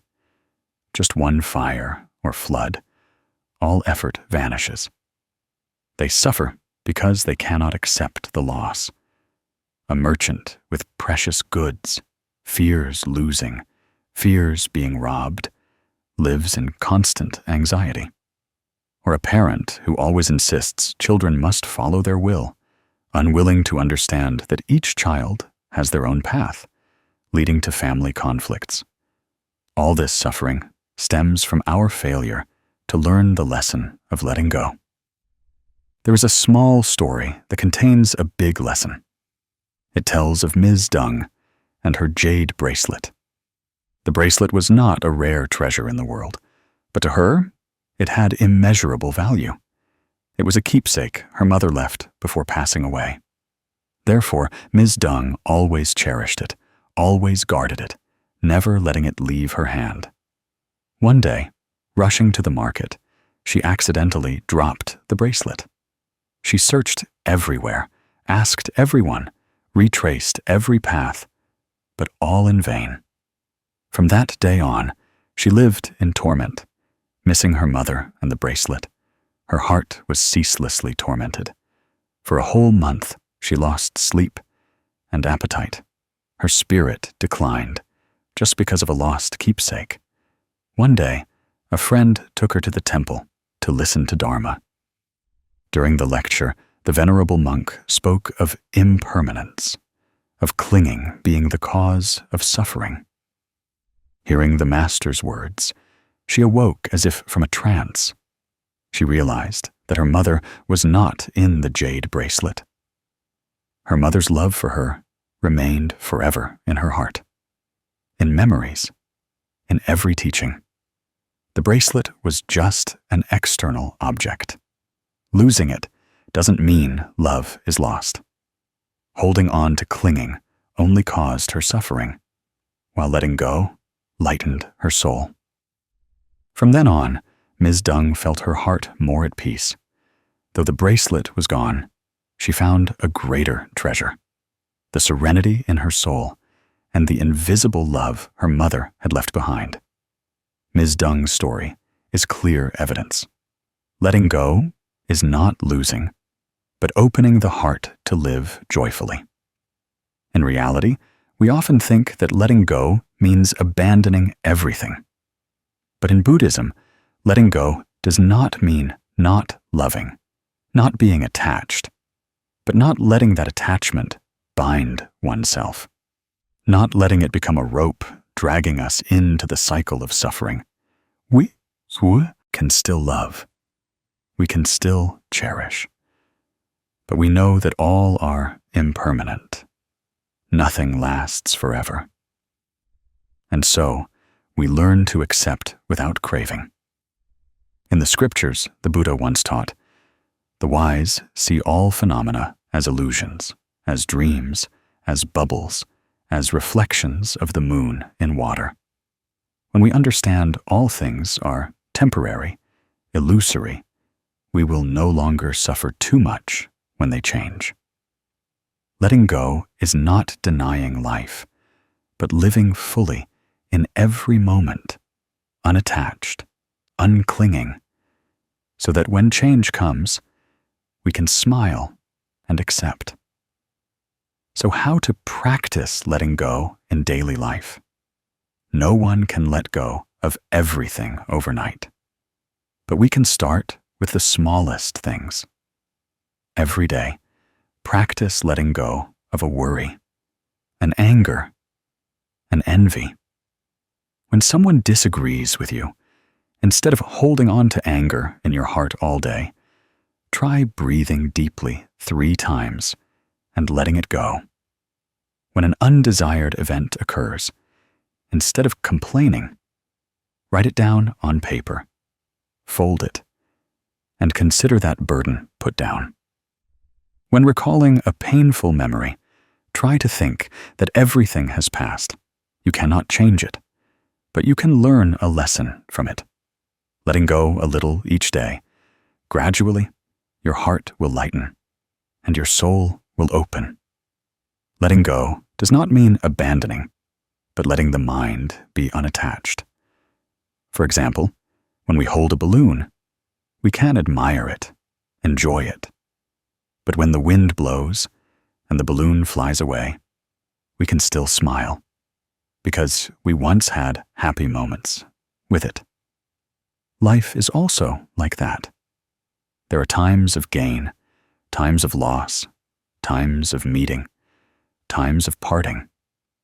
If we cling tightly to those gains, losses, meetings, partings, we will hurt ourselves. But if we learn how to let go, we will see every moment as a gift. When it comes, be happy. When it goes, smile and say goodbye. Someone asked, if I let go of everything, what is left to live for, to strive for? But in reality, letting go is not about not striving, not trying. Letting go is living fully, but not being dependent on the outcome. We sow a corn seed, we care for it, we water it. But if heaven is not favorable, and the corn doesn't sprout, we don't suffer. Because we know we did our best. Letting go is like that, wholeheartedly, but unattached. Practice letting go. Every day, spend a few minutes sitting still, inhaling deeply, exhaling slowly. Then smile at yourself. Ask yourself, what am I clinging to today? Can I let it go? If you can't let it go yet, just recognize it. No need to force yourself. Gradually, as you see clearly, your mind will gently let go. It's like untying each knot of a rope. Gradually untie until there are no more chains, and you will feel free.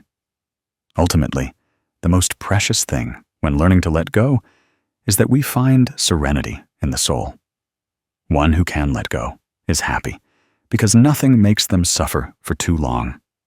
One who can let go is free because they are not attached to ego, to wealth, to success or failure. And one who can let go loves more completely, because that love is no longer based on possession, but on sharing and empathy. Therefore, the lesson of letting go is the key that opens the door to peace and and happiness. Like Ms. Dung's story, by letting go of a jade bracelet, she found inner peace. We too, if we know how to let go of some clinging in our hearts, will find life much lighter. Remember the Buddha's teaching. All are impermanent. Only virtue remains forever. Don't cling to things that will be lost. Cherish what remains forever. Love, morality, a good heart. When we know how to let go, our mind will be calm, and we will accept everything with a peaceful smile. Life is a continuous flow of karma, good and evil, giving, letting go, and impermanence. The Buddha taught, sentient beings create by mind.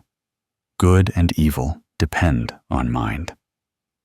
This teaching is not just a profound philosophy, but also a compass for each of us in daily life to realize that everything that comes to us, whether good or bad, has a reason. All are precious lessons arranged by heaven. When our mind is at peace, when we understand that all things are arranged, we will no longer be swayed by life's rough waves, but stand firm in storms, light in the face of all challenges. The journey to serenity is not easy. It begins with recognizing karma. Sow good, reap good. Sow evil, reap evil. We have heard the story of Mr. Do's unfinished house, witnessed the wealthy man Kwang and his 4 wives, witnessed Mrs. Han in the storm. All these stories teach us that material things, the body, loved ones, or power, are all impermanent. Only a pure mind and good karma follow us to the very end. Each time we sow good causes, even if just a small action, our mind will lighten like a seed sown in good soil, slowly sprouting and bearing fruit, bringing peace to ourselves and those around us. In everyday life, we easily recognize challenges that we think are sudden, but in reality, all have karmic causes. A storm sweeping away a family's home, a sudden illness, or the loss of loved ones. All are lessons about impermanence. Only when our mind is calm can we face those losses without collapsing. Mrs. Han, in the story, though she lost all her possessions, thanks to her equanimity, she was still able to encourage her children and grandchildren to start over. This is clear evidence that serenity does not come from everything going our way, but from how we perceive and accept reality. Another important aspect of the journey to serenity is the awareness of greed, hatred, and delusion. We have seen Mr. Tuan plunge into the whirlwind of fame and money, losing health, family, and inner peace. Only when he lost everything did he realize that greed, hatred, and delusion were the root of suffering. Knowing how to stop, letting go of boundless desires, is the first step for the mind to become peaceful. Life is not a race to possess, but knowing when to stop, clearly seeing that there's true value of each moment, cherishing what you have, and not being swayed by comparison or envy. Giving, charity is also a method to sow merit and achieve peace of mind. Mrs. Mai, though she had only 1 blanket, was still willing to tear it in half to share with the beggar on a cold night. That action not only helped others, but also freed her from clinging, from fear of loss. A giving heart is a way for our mind to become open, peaceful, and happy. As the Buddha taught, one who has virtue has enough to eat. When we sow merit and live virtuously, our mind naturally lightens, no longer bound by ambition or fear. The story of Lady Thande in the Ksitigarbha Sutra is a profound reminder that merit and sin follow us like shadows. No one can replace one's own karma. Every word, every action, big or small, leaves an imprint on our mind and destiny. Understanding this, we will be careful with speech karma, with thoughts, with actions, and actively sow good causes for a peaceful life. Finally, all these lessons lead us to a simple yet profound truth. All things are arranged, and only when our mind is at peace are we truly happy. Peace of mind does not mean not encountering storms, but that even when facing storms, the mind stands firm, still knows how to smile at life. One with a calm mind will not be swayed by loss or failure, not be disheartened by temptation or jealousy, but live fully each moment, cherishing every present second. To achieve peace of mind, we can practice daily contemplation. Start by sitting still, breathing deeply, inhaling and exhaling slowly to feel the rhythm of life in your own body. When inhaling, imagine you are receiving all positive energy, all good things that life brings. When exhaling, let go of all worries, all anger, all afflictions for a light, free soul. Smile at yourself. Regard yourself with compassion and patience for the mind to become open and calm. A day can be short. A life is finite. But if each of us knows how to spend a few minutes contemplating, letting go, sowing merit, life will become easier, lighter. When the mind is at peace, all storms become gentle, all challenges become lessons, and every moment lived becomes precious. Nothing more to fear, nothing to make our heart tremble, only stillness, peace, and happiness in every breath. In history and folklore, many people have also experienced great losses, yet maintained equanimity. Some venerable monks lost all possessions, but thanks to their peaceful minds, still lived joyfully and helped sentient beings. Some people experienced real-life storms, losing homes and loved ones, but by maintaining equanimity, they stood firm and started over. The important thing is not what we lose, but how we keep our mind steady, unshaken.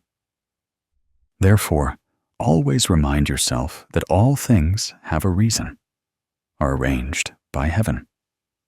When we sow good causes, when we let go of useless clinging, when we give charity and live virtuously, we are creating a foundation for our mind to be at peace.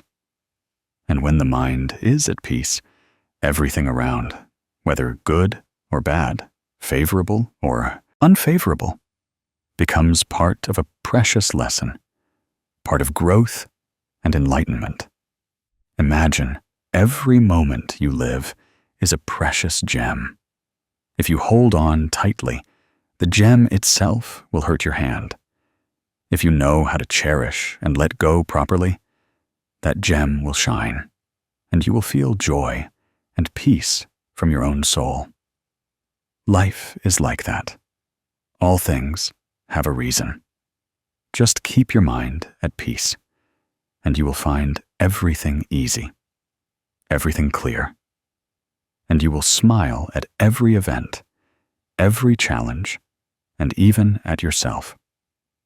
Before concluding, let's do a short contemplation exercise together.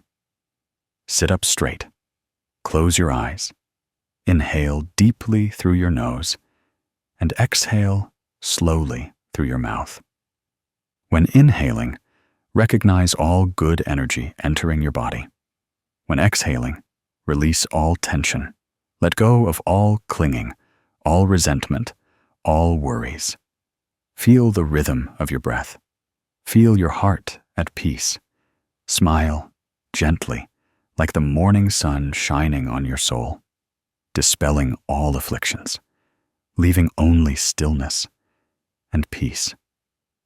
Sit like this for a few minutes, and you will realize that true peace is not outside of life. It is right within your own soul. Remember that each day is an opportunity to sow merit, to let go, to be calm in the face of all challenges. Every good action, every timely letting go, every moment of inner peace contributes to creating a peaceful and meaningful life. When your mind is at peace, all storms become gentle, and you will find that happiness does not come from outside, but from your own soul. Smile at life, at yourself, and walk with a calm mind. All things are arranged, and a peaceful mind is the greatest blessing each person can achieve.